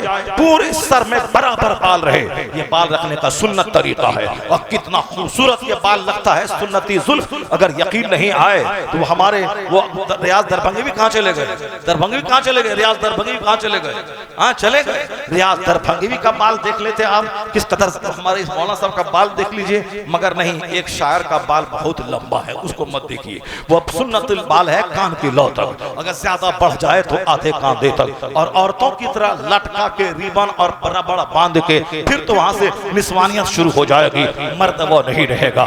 ये बाल रखने का ये तरीका जो आज दुनिया में मुरव्वज है, ये तरीका सही नहीं है। चारों तरफ से मूंड के बीच में रखना ये सेहत के लिए खतरा है, ये सेहत का वो दुश्मन है जो इस तरह का बाल रखता है। बाल का वही स्टाइल जो मुस्तफा का दिया हुआ है, वह सबसे खूबसूरत भी लगता है, और वो तर्ज बाल आदमी को ताकतवर भी बनाता है। और औरतों के बाल लंबे लंबे व खूबसूरत लगती है, मर्दों का बाल कान की लौ तक, आधे शाने तक, ये खूबसूरत लगता है। मर्द चेहरे पे दाढ़ी रखे तो हसीन लगता है, औरत चेहरे पे दाढ़ी नहीं है तो खूबसूरत लगती है, वो खूबसूरत लगती है। तो खूबसूरत लगने का मतलब नहीं कि 10 लड़कों को दिखाती रहे, नहीं नहीं, यह खूबसूरती शौहर की अमानत है, यह खूबसूरती शौहर की अमानत है। रानी बन के रहना है तो इस खूबसूरती को छुपा, शौहर की अमानत रख, गैरों के सामने मत पेश कर। अगर आफ्ताब पूना वाले की तरह एक लड़की से प्यार किया, 6-7 महीने उसके साथ रहा बगैर निकाह के, और जब निकाह का प्रेशर बनाने लगी तो उसके 50 टुकड़े करके उसको 50 जंगलों में फेंक दिया, क्योंकि 6 महीने साथ में रह के वो जान गया ये कितनी चुड़ैल है, कितनी बदज़बान है, या कितनी बदतमीज है, या कितनी गसीली है, कितनी बदतमीज तहजीब है वो सब जान गया। वो तो जवानी के नशे में ये सारा ये सब गुस्सा छुपा रहता है, सिर्फ उसको नशे में चेहरा अच्छा लगता है। लेकिन जब उनके साथ कुछ दिन गुजार लेता है, जब नशा जवानी का उतर जाता है, तो अब सोचता है कि मेरी बीवी कैसे रहेगी, बीवी को तो गसीली नहीं होनी चाहिए, बीवी को तो चुड़ैल नहीं होनी चाहिए, बीवी को तो बदज़बान नहीं होनी चाहिए। मगर ये तो सारी क्वालिटी, सारी बातें इसके डिमेरिट्स इसके अंदर हैं, तो अब इसको किसी तरह से कत्ल करके भगा देना चाहिए। जो दूसरों को चेहरा दिखाएगी वही हाल होगा उसका। 50 टुकड़े में काट के फेंक दी जाओगी। और अगर शौहर की अमानत रही और शौहर तेरा चेहरा देखता रहा, तो 90 साल के बुढ़ापे में भी वही सम्मान मिलेगा जो सम्मान 25 साल की जवानी में मिलेगा। क्योंकि जो निकाह अल्लाह के नाम पे होता है, फिर उस निकाह में अल्लाह बरकतें देता है, उम्र बढ़ती जाती है, मोहब्बत पुख्ता होती चली जाती है। और जो शैतानी ख्वाहिशात की जद में आके जो सुधार लड़कों के गोद में झूल जाए, वो तो जब तक ताकतवर है तब तक ग्राहक है, और जहां ताकत घटी वहां ग्राहक आना बंद हुआ। जब ग्राहक आना बंद हुआ तो अजमेर में दरगाह शरीफ से बाहर बैठकर कटोरा लेके भीख मांगने लगी। हजारों औरतें हैं जो इसी तरह माँ बाप के नाफरमानी करके घर से बाहर निकली, और उनको लोगों ने प्यार मोहब्बत का झांसा दिया, मुंह दिखलाया, मिठाई का डब्बा दिया, जेवर दिखलाया, और लहक लहक के फोन से बातें किया।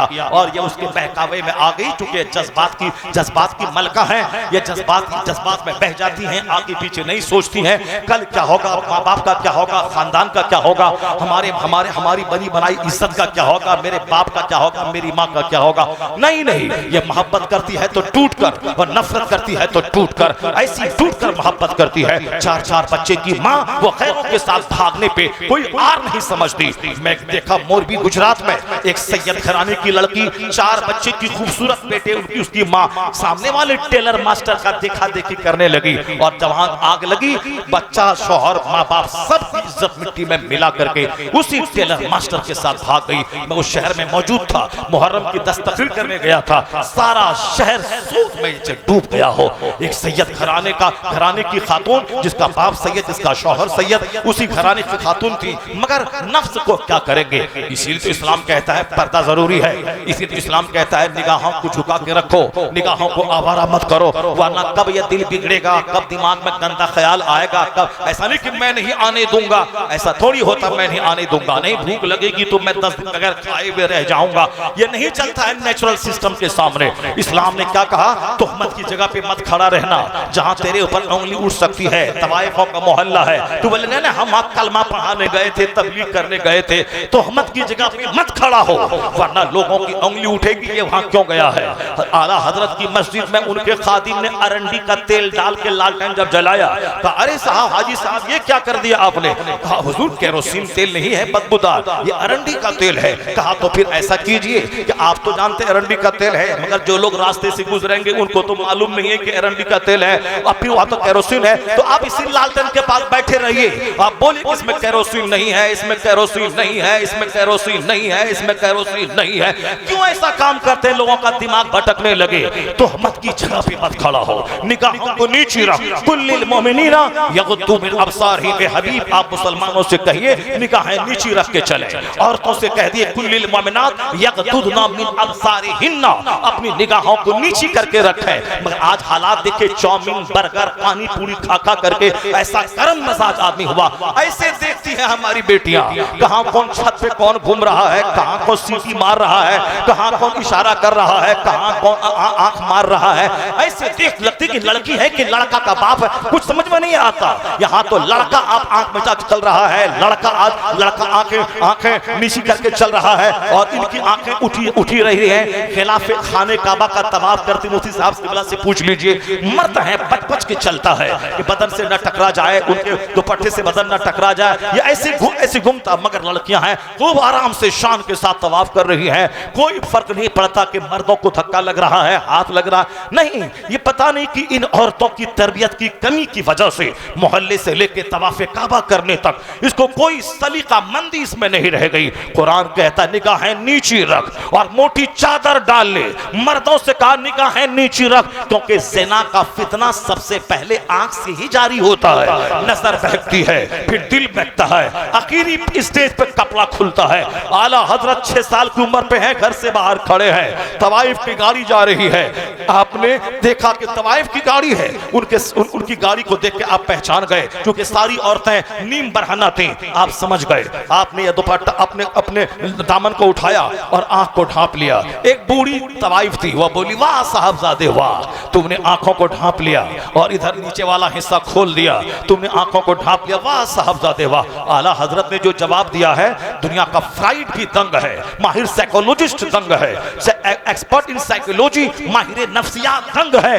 ये 6 साल का बच्चा बोल रहा है या 110 साल का मुअम्मर आदमी बोल रहा है। आला हजरत ने क्या कहा? हाँ, मैंने अपनी आंखों को ढांप लिया, क्योंकि सबसे पहले आंख बहकती है, आंख बहकने के बाद तब दिल में ख्याल पैदा होता, दिल बहकता है, और जब दिल में डिसीजन लेता है कि मुझको ऐसा करना है, तब जाके आखिरी स्टेज में कपड़ा खुलता है। तो मैंने पहला ही स्टेज बंद कर दिया, न आंख बहके, न दिल बहके, न सत्र खुले।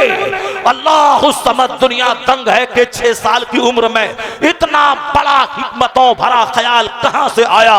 वो तवाई भी दंग रह गई, क्यों नहीं हो? जो जवान होता है 22 साल में वो हजरत होता है, और जो 6 साल में जिसकी फिक्र जवान हो जाए वो करोड़ों हजरतों का आला हजरत होता है। नारे तकबीर होता है, नारे रिसालत, मसलके आला हजरत, मसलके आला हजरत। वाह माशाअल्लाह। निगाहें नीची रखिए, निगाहों की हिफाजत कीजिए, या दिल को बिगड़ने मत दीजिए, वरना जब दिल बिगड़ जाएगा तो कुछ भी समझ में नहीं आएगा। एक जवान मुरीद, उसका बाप मेरा मुरीद था, उसका बेटा इंजीनियर बना था, खूबसूरत स्मार्ट, जो हजारों में एक नौजवान हो। एक लड़की से मोहब्बत करी, लड़की को मेरे पास लाकर हुजूर उसको कलमा पढ़ा दीजिए। मैंने कहा ठीक है, मैं कलमा पढ़ा देता हूँ। मैं चेन्नई में उसको कलमा पढ़ाया, और मैंने कहा जब तक इसका ईमान मजबूत न हो जाए उस वक्त तक शादी मत करना। मुमकिन है कि यह शादी करने के लिए अभी कलमा पढ़ ली है, और फिर यह कल अपने बुत को देखेगी, उसके सामने सर टेक देगी। मैंने उसको अंग्रेजी जबान में, चूंकि वह तमिल और अंग्रेजी यही दो जानती थी, ब्राह्मण घर की लड़की, मैंने खूब समझाया इस्लाम क्या है, व्हाट इस्लाम से, मैंने सारी बातें बताई। उसके बाद फिर क्या हुआ कि शादी में 2-4 दिन की ताखीर हुई। लड़की अपने घर वालों से बात करी, सिंगापुर चली गई। फिर वह वहां जाने के बाद बोली कि अब मैं इंडिया नहीं आऊंगी और शादी तुमसे नहीं करूंगी। ये लड़का न देखा आओ न देखा ताओ, बगल में ट्रेन की पटरी गुजरी थी, चेन्नई से बंबई वाली लाइन, उसी में गया, अपना सर रख दिया। खूबसूरत नौजवान कट गया, मर गया। वो तो मर गया, लड़की दूसरी शादी कर ली, आराम से बाल बच्चे की माँ हो गई। यही मर गया। उसके मरने से क्या हुआ? इसके मरने से वो जहन्नम में जलेगा, बुरी मौत मरा। वो लड़की तो अपनी जगह रह गई। इसी तरह दिल फेंक आशिक मेरे बच्चे बनते हैं। दिल दे दिया, नहीं माना तो जान दे दिया, कट गया। एक लड़का था, वो फांसी के फंदे पे लटक, गले में चादर लगा दिया और बोला कि देखो तुम अगर नहीं शादी करोगी मुझसे तो मैं मर जाऊंगा, अगर नहीं करोगी शादी मैं मर जाऊंगा। इसी खेल खेल में गले में चादर फंस गई और वह मर गया। वो लड़की अपनी जगह रह गई, उसकी शादी हो गई, वह अपने शौहर के साथ खुश है, और ये गया, ये टिस मार खा गया, मर गया। ये दिल फेंक आशिक मेरे बच्चे बन रहे हैं। मुंह में गुटखा खाना, मोबाइल देखना, फोन से बात करना, और साहब फांसी ले लेंगे, तुम नहीं मिलोगे तो मैं मर जाऊंगा। हाँ, इसीलिए तू पैदा हुआ है। एक लड़की नहीं मिली तो तू मर जाएगा। तेरे पैदा होने का मकसद है अल्लाह की इबादत करना। वमा खलक़तुल जिन्न वल इंसा इल्ला लियअबुदून। जमीन आसमान सूरज चांद सितारे सारी सब कुछ तेरे लिए, और तू पैदा हुआ है अल्लाह की इबादत के लिए। मैंने बच्चों को बताया नहीं, मैंने बच्चों के सामने फिल्म की कहानी बताई तो बच्चा तो आशिक हो ही गया। अब यह दिल फेंक आशिक बना, अपनी जान से हाथ धो बैठा, और जिसकी मोहब्बत में धो बैठा वो हंस रही है तुम्हारी मौत पे।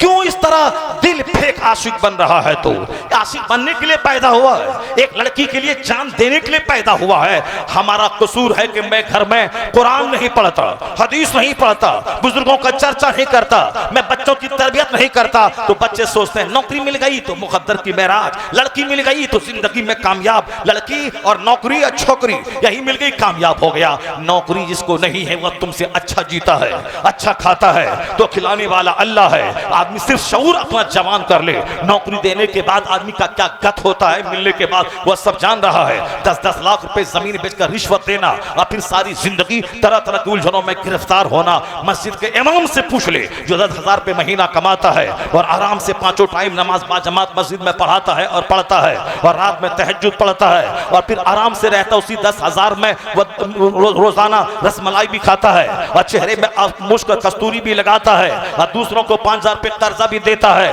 क्योंकि इसको मकान दुकान गाड़ी छकड़ा की कोई तमन्ना नहीं है। ये मस्त रहता है, कम कमा के मस्तियां, और फिर यहाँ लाखों लाख कमा के चेहरा सूखा रहता है। जहां सब्र है वहीं सुख है, जहां कनात है वहीं सुख है, जहां नमाज सजदा है वहीं सुख है। मुस्तफा से हट के न सुख है, न वहां राहत है, न मुसर्रत है। खिलाफे पैगंबर कसे रह गुज़ीर के हर किस पर मंजिल लक़ाद रज़ीन। मुस्तफा के खिलाफ जो चलेगा कभी मंजिले मकसूद पे नहीं पहुंचेगा। सारी कामयाबियां अल्लाह ने महबूब के कदमों से वाबस्ता कर दी है। मेरे महबूब का गुलाम बन जा, जन्नत वहां दूंगा, दुनिया की इमामत यहाँ अदा कर दूंगा। नारे तकबीर, नारे रिसालत, मसलके आला हजरत, नारे तकबीर। आशिक मत बन, दिल फेंक। हरिजन का बच्चा 12 घंटे पढ़ रहा है, या मुसहर का बच्चा 18 घंटे पढ़ के डीएम बन रहा है। इतने दलित हैं जो इंडिया में डीएम बन गए। मुसहर का बच्चा ब्लॉक डेवलपमेंट ऑफिसर बन गया, और ये सैयद का बेटा, शेख का बेटा, पठान का बेटा, अंसारी का बेटा, नदाफ का बेटा, जमींदार का बेटा, या दिल फेंक आशिक बन गया। गया था कोटा तैयारी करने के लिए ताकि नीट निकालें, नीट में 720 नंबर ले आए। वहां से लड़की को घर लेके चला आया। अम्मी बोलती बेटा ये क्या है? कहा अम्मी क्या करूं, दिल लग गया, दिल लग गया। तो दिल लग गया, जिसका दिल किताब में लगता है वो नीट निकालता है, और जिसका दिल लड़की में लगता है वो दिल फेंका आशिक बन के चला आता है।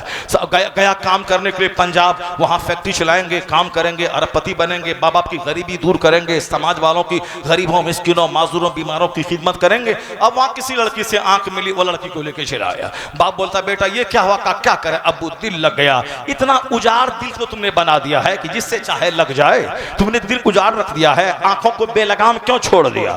किताबों पे फोकस कर।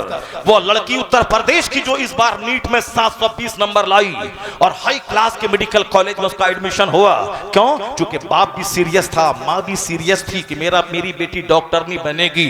उसके लिए वो अपनी नौकरी की जगह छोड़ करके वहां छुट्टी लेकर के वो चला गया उसका बाप कोटा अपनी बीवी को लेकर, ताकि मेरी बेटी घर जाने के नाम पे टाइम बर्बाद ना हो, यहीं पे रहे। जाहिर सी बात है जो अपनी नौकरी को छोड़ करके बेटी की तैयारी के लिए कोटा में जाके रहे, अपनी बीवी को लेकर रहे, ताकि बेटी का टाइम बर्बाद ना हो। वो कोचिंग सेंटर जाए, पढ़े, और यहाँ भी पढ़े, और सिर्फ 5-6 घंटे सोए, बाकी सारा टाइम किताब पर निगाहें जमा के स्टडी करके नीट निकाले। 720 में 720 नंबर वो लाई। सारा हिंदुस्तान दंग है कि एक लड़का नहीं ला पाता है, और ये लड़की ले पाई। उसके लिए माँ का रोल है, बाप का रोल है, अपनी बेटी के टेम्पो को पंक्चुअल बनाने का रोल है। और हमारा बेटा जमींदार का बेटा आशिक बन गया और लड़की को लेके चला आया। क्या वो डॉक्टर बनेगा, क्या MBBS बनेगा, क्या DM बनेगा? ये तो आशिक बन गया। हमारे बेटे आशिक बनने के लिए पैदा हुए हैं, क्योंकि हमारे बेटों के हाथ में मोबाइल है, उसमें है इश्क की कहानी, उसमें मोहब्बत की कहानी, प्रेम की कहानी, फिल्में देखने वाला। मेरा बूढ़ा 70 साल का वो फिल्में देखने का आदी है। क्या करें हजरत, फिल्म देखने की आदत लग गई है, नहीं देखते हैं चैन नहीं मिलता है। अब बचपन से चूंकि आदत बिगड़ी हुई है, इसीलिए वह फिल्म की कहानी को देख करके तसल्ली ले लेता है, जबकि सबको मालूम है जो कुछ फिल्म में होता है वह सब फर्जी कहानी है। वह किसी ने तस्वुराती कहानी लिखा, और 2-4 एक्टर है वो उसने स्टूडियो में जाकर डांस किया, नाचा कूदा, उछला कूदा, अब वह एक फिल्म बन गई। उसको सब फोटोग्राफर का कमाल है, और उसको आदमी फिल्म हॉल में जाके देखता है, लगता है कि सही माना में कूद रहा है, और सही माना में प्यार कर रहा है, सही माना में मोहब्बत कर रहा है। वह सब एक्टिंग है, अदाकारी है। जैसे पैसा लेके हंसना, पैसा लेके रोना, वो अदाकारी। मगर मेरा बच्चा उसको ओरिजिनल समझ लेता है, ओरिजिनल समझ करके उसी कहानी को प्रैक्टिकल में दोहराना चाहता है। इसीलिए स्कूल गया, लड़की को लेके चला आया, आशिक बन गया, क्योंकि फिल्म देखता है। और जिनका बच्चा किताब देखेगा वो DM बनेगा। जरा देख ताजुश शरिया, 10 करोड़ मुरीदों का मुर्शिद, पूरी दुनिया के लाखों बच्चे अल-जम्तुल अज़हर मिस्र में पढ़ रहे हैं। वह जाते मिस्र में पढ़ने जाते, वहां से अरबी ऐसी तैसी सीख करके चला आया, लेकिन ताजुशरिया वहां गए, 3 साल रहे, दरियाए नील नहीं देखा, कोहे तूर नहीं देखा। मेरा बेटा दिल्ली जाता है तो यूनिवर्सिटी बाद में, लाल किला पहले देखने घूमने जाता है। अगर मेरा बेटा गया आगरा तो कॉलेज बाद में जाता है, पहले ताजमहल देखने जाता है। चलो डॉक्टर बने न बने ताजमहल देख ले, मोहब्बत की निशानी ताजमहल देख ले, वो ताजमहल देखने जाता है। ताजुशरिया मिस्र गए, मिस्र में दरियाए नील हिस्टोरिकल रिवर है, मगर वह हिस्टोरिकल रिवर देखने नहीं गए। मिस्र में कोहे तूर वहां देखने नहीं गए, सिर्फ हॉस्टल देखा, दरसगाह देखा, किताब को देखा। 3 साल में वो हाई क्लास का रिजल्ट हुआ कि लाखों अरबों अजम के बच्चों के दरमियान मकामी इम्तियाज हासिल कर लिया। लोग तंग रह गए कि एक हिंदुस्तानी नसाद लड़का अरबी नस्ल को सख्ते में डाल दिया कि कोई मकामी इम्तियाज कोई अरबी नस्ल नहीं लाया। वह ताजुशरिया का जबरदस्त नंबर लाया। जो किताब देखेगा नील नहीं देखेगा, वह तो प्लेस ऑफ डिस्टिंक्शन लाएगा ही, वह स्टूडेंट फर्स्ट लाएगा ही, वो तो सबसे आला नंबर से कामयाबी हासिल करेगा। और जो दरिया देखेगा, जो पहाड़ देखेगा, जो लाल किला देखेगा, जो ताजमहल देखेगा, जो कुतुब मीनार देखेगा, जो चांदनी चौक देखेगा, और जो खान मार्केट देखेगा, और फिर उसका तो हाल वही होगा, वो आशिक बन के लेके लड़की लेके चला आएगा। और जो किताब देखेगा वो MBBS की डिग्री लेके आएगा, वो FRCS की डिग्री लेके आएगा, वो हाई क्लास की डिग्री, खानदान का नाम ऊंचा करेगा। नहीं देखा अशरफिया का पढ़ा हुआ एक लड़का मौलाना शाहिद मिसबाही मौलाना बना, दिल्ली गया, तैयारी की, आज वो IAS ऑफिसर बन के बिहार के समस्तीपुर में मौजूद है। समस्तीपुर में यहाँ से नजदीक है, IAS ऑफिसर है। वह किताब पढ़ा, लड़की का चेहरा नहीं पढ़ा, वह किताब पढ़ा, हाई क्लास की नौकरी। मैंने कहा था ना कि प्रधानमंत्री के सामने, DM के सामने प्रधानमंत्री कुछ नहीं है। प्रधानमंत्री आज है, 2024 में इलेक्शन होगा, इलेक्शन वो हार जाएंगे, वह कहां आ जाएंगे, कुर्सी से निकलेंगे, सड़क पे आ जाएंगे, वह गुजरात चले जाएंगे। वह मुख्यमंत्री जी हैं पंडित जी, वो अभी हार जाएंगे, फिर क्या होगा, वह गोरखनाथ मंदिर में आके वह तबला बजाने के लिए आ जाएंगे। इसलिए जब तक कुर्सी पे है तब तक हमारा DM नौकरी मिली, एक डिस्ट्रिक्ट का मालिक होता है, और 30 साल तक 35 साल तक जब तक नौकरी है, रिटायरमेंट तक वो डिस्ट्रिक्ट का मालिक रहेगा, ऑफिसर रहेगा, अपने डिपार्ट का हेड रहेगा। हुकूमत वक्त चाहे जो भी आए, मगर ये अपनी जगह रहेगा। अब इसलिए DM हमेशा इस प्रधानमंत्री से ज्यादा बड़े ओहदे का मालिक होता है। वो ऐसे नहीं बनता है DM, 18 घंटे पढ़ना पड़ता है, उसको अपना सारा सुख सुविधा त्यागना पड़ता है, रात की नींद कुर्बान करनी पड़ती है, खाना नहीं देखना पड़ता है, सिर्फ किताब देखना पड़ता है। तो हमारे बच्चे जो लड़की का चेहरा देखेंगे वो आशिक के दिलजार हो जाएंगे, और जो किताब पढ़ेंगे वो MBBS डिग्री धारी डॉक्टर बन जाएंगे। इसलिए मैं तुझसे कहता हूं कि लड़कियों का चेहरा मत पढ़ा कर, किताब पढ़ा कर, बुजुर्गों को पढ़ा कर, अपने एक लम्हे की कदर क्या कर, ताकि तू DM बनेगा तो 40 करोड़ मुसलमान का सीना फख्र से चौड़ा हो जाएगा।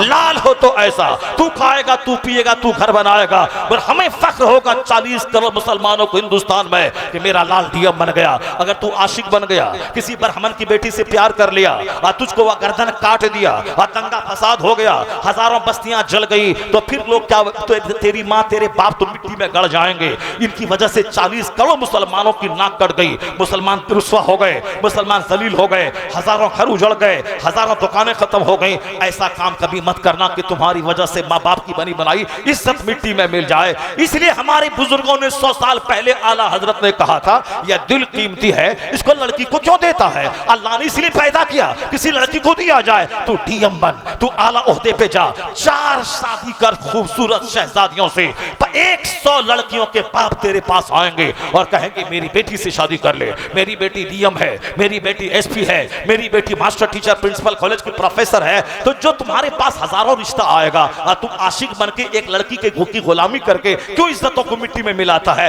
आंख को सुरक्षित रख, आंख की हिफाजत कर, खूब किताबों को स्टडी कर, मेहनत मुशक्कत से पढ़ा कर। आशिक ही बनने का शौक है, किसी लड़की का आशिक मत बन। आला हजरत ने 100 साल पहले कहा था, यह दिल कीमती पाठ है, लड़की को मत दे।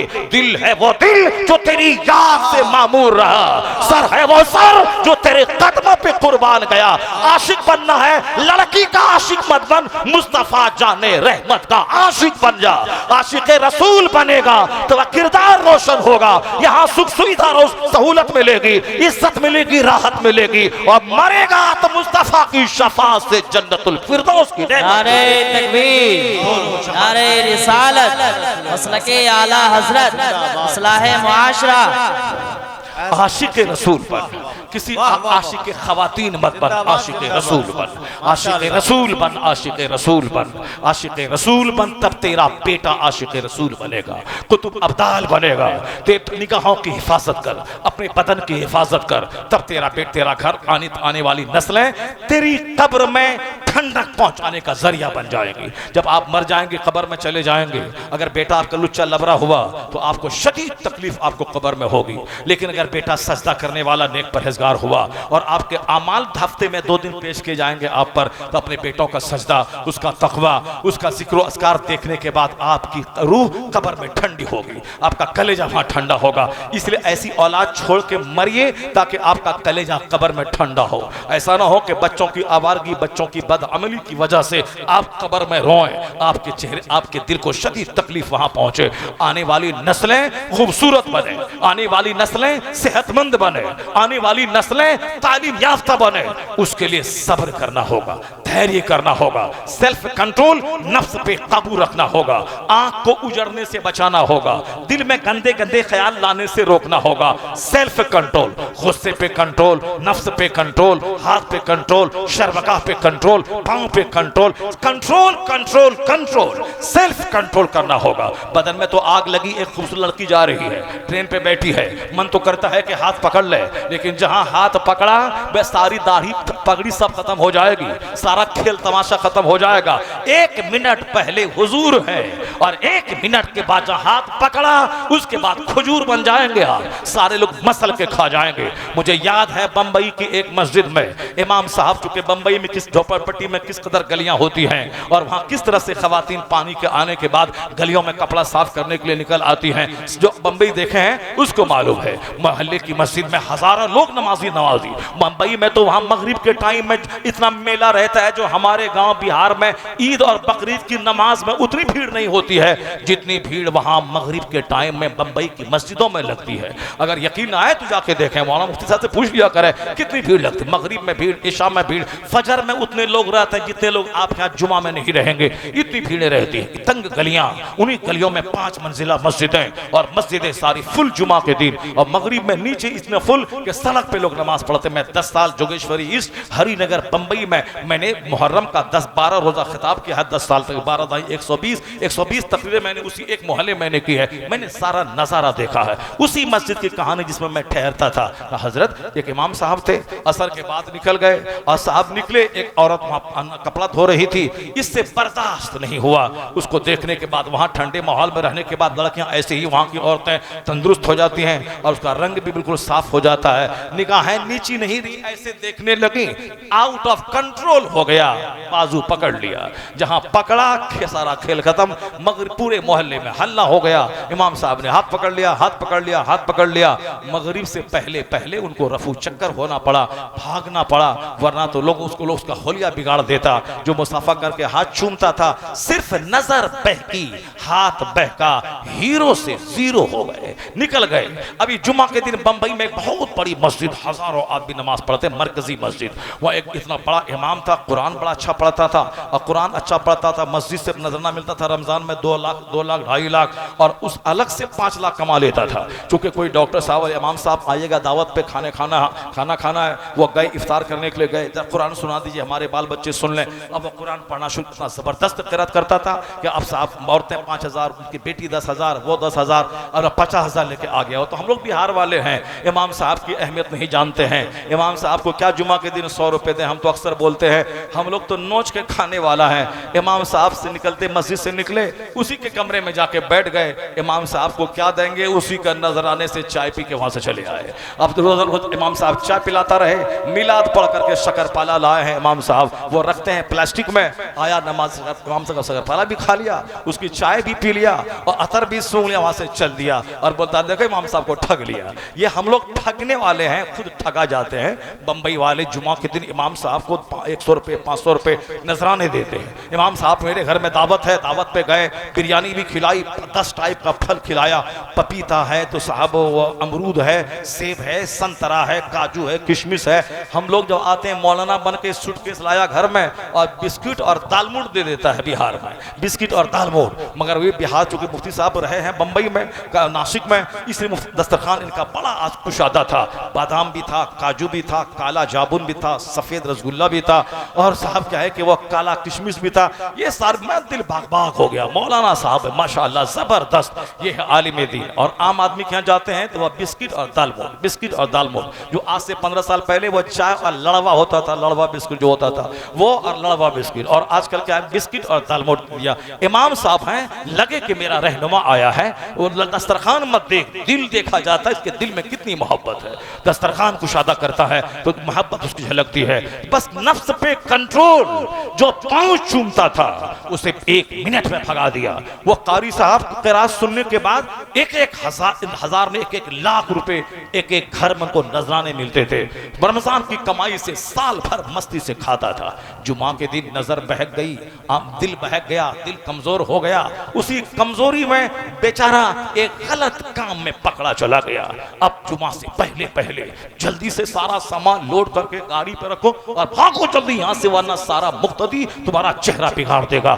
इतनी इज्जतें, लाखों की कमाइयां, पांव चूमना, दस्तबोसी, थोड़ा सा नफ्स कंट्रोल से बाहर हुआ, पिटाई और भागा शहर छोड़ के।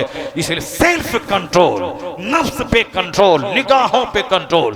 कुरान कहता है निगाहें नीची रख, कुरान कहता है निगाहें नीची रख। और कुरान मुस्तफा क्या कहते हैं, शर्मगाह की हिफाजत कर, आंख की हिफाजत कर, जबान की हिफाजत कर। मेरा दोस्त है, चौक पे खा रहे थे पान, और पान खिला रहे थे, एक टुकड़ा के पान का 2 टुकड़ा किया, खिलाया, दोस्त खाओ, और उसी बोली बोली में जबान बहक गई। कुछ ऐसा बोला कि दोस्त चप्पल खोला, मारना शुरू किया। सारा आदमी जमा हुआ, बोला अरे क्या हुआ क्या हुआ? का ये मेरा दोस्त था, मगर देखी थी खतरनाक ऐसी गंदी बातें बोल दिया कि मुझसे सहा नहीं गया, मैंने इसको मार दिया। जबान पे कंट्रोल। ऐसा नहीं कि दोस्त है तो जो चाहे सो बोल दे, बीवी है तो जो चाहे सो बोल दे, बच्चा है तो जो चाहे सो बोल दे, शागिर्द है तो जो चाहे सो बोल दे। नहीं, ऐसे गंवार जाहिल किस्म के लोग मकतब में बैठे हैं, जिसको मकतब में बैठना नहीं चाहिए। बच्चा पढ़ने के लिए आता है, बच्चों को हौसला बुलंद करना चाहिए, उसका करेज बुलंद करना चाहिए, उसको हौसला देना चाहिए। इतना हौसला, ये चपरासी बनने वाला था वो डीएम बन जाए, मगर ये नालायक किस्म के उस्ताद बैठे हैं मकतब में, हरवाहा चरवाहा, वो बैल छोड़ के मकतब में आ गया। अब ये बच्चों से क्या बोलता है, तेरा बाप जाहिल है, तेरा बाप नहीं पढ़ा है, तू क्या पढ़ेगा, तू सवाल के वक्त में पैदा हुआ है, मारेंगे एक तमाचा के चेहरा लाल कर देंगे, मारेंगे एक तमाचा, भागो यहाँ से, आया है बाप पढ़ा नहीं, दादा पढ़ा नहीं, ये पढ़ने आया है। इस गंवार को मदरसे में रहने का कोई हक हासिल नहीं है, न स्कूल में न मदरसे में। जब तू अपने तालिब इल्म को हौसला, जब वो पढ़ा लिखा रहता तो तेरे स्कूल में क्यों आता? वह माँ के पेट से पढ़ा लिखा होता, तेरे पास क्यों भेजता? वो जाहिल है, उसका बाप वो चाहता है कि मैं जाहिल था, अब मेरा बेटा पढ़ ले, मेरा बेटा पढ़ ले, कामयाब हो जाए, तब न भेजा है तेरे पास। और तू यही बोलता है कि तेरा बाप न पढ़ा तो तू क्या पढ़ेगा? तू सवाल के वक्त में पैदा हुआ है, तेरा सारा काम टेढ़ा है। सवाल के वक्त में वो नहीं पैदा हुआ है, सवाल के वक्त में तू पैदा हुआ है। तेरे जैसे नाअहल को हल जोतना चाहिए, और तू यहाँ मकतब में आ गया है। तू आज अमेरिका से लेके हिंदुस्तान तक सारे जिम्मेदार, हुकूमत के जिम्मेदार क्या कहते हैं? कहते हैं कि नफरतें मत दिलाइए, बच्चों में मोहब्बतें तकसीम कीजिए। बच्चे अपने घर को छोड़ के भाग के स्कूल आए, ताकि आप बाप से ज्यादा शफकत पेश कीजिए, ताकि बच्चे स्कूल को बोझ नहीं समझे, बल्कि अपने घर से दौड़ के स्कूल आ जाएं। यही कोशिश अमेरिका की है और यही कोशिश इंडिया की है। क्लासरूम खूबसूरत हो, टीचर खूबसूरत, अच्छा कपड़ा पहन के आए, बैठने की जगह खूबसूरत हो, और प्यार जबरदस्त दें उस टीचर, ताकि बच्चा आते वक्त, अक्सर बच्चे रोते हैं, माँ बाप को तंग करते हैं, स्कूल की गाड़ी खड़ी है, बच्चे जाते नहीं है, माँ बाप को बड़ी परेशानी होती है, बाप को तो कम, माँ को ज्यादा परेशानी होती है। बच्चों को उठाना, तैयार करना, साथ में ले जाके गाड़ी पर बैठाना, और बच्चा रोता है, फिर भी माँ सीने पर पत्थर रख के अपने बच्चों को स्कूल भेजती है। ये माँ का बड़ा इंपॉर्टेंट रोल रहता है। अब ये बच्चा जो स्कूल जाना नहीं चाहता, वहां जाने के बाद अगर मास्टर बोला इस सवाल के टाइम में पैदा होने वाला, लेट से क्यों आए, कल क्यों नहीं आए थे, उठा के पटक देंगे, मार देंगे जान से, ये बताइए अब बच्चे का क्या हाल होगा? कुछ छोटा सा दिल है, अब वो बच्चा स्कूल छोड़ देगा, या फिर बच्चा ऊपर से नीचे कूद के जान दे देगा। अमेरिका, यूरोप के लोग कहते हैं खबरदार खबरदार, सख्ती नहीं, प्यार बांटिए, मोहब्बत बांटिए, नफरत मत दिलाइए, खुशखबरी दिलाइए। ए मुसलमान जरा गौर से सुन, नमाज, रोजे, हज और ज़कात की बात तो अपनी जगह है, ये फार्मूला के नफरतें मत बांटिए, खुशी बांटिए।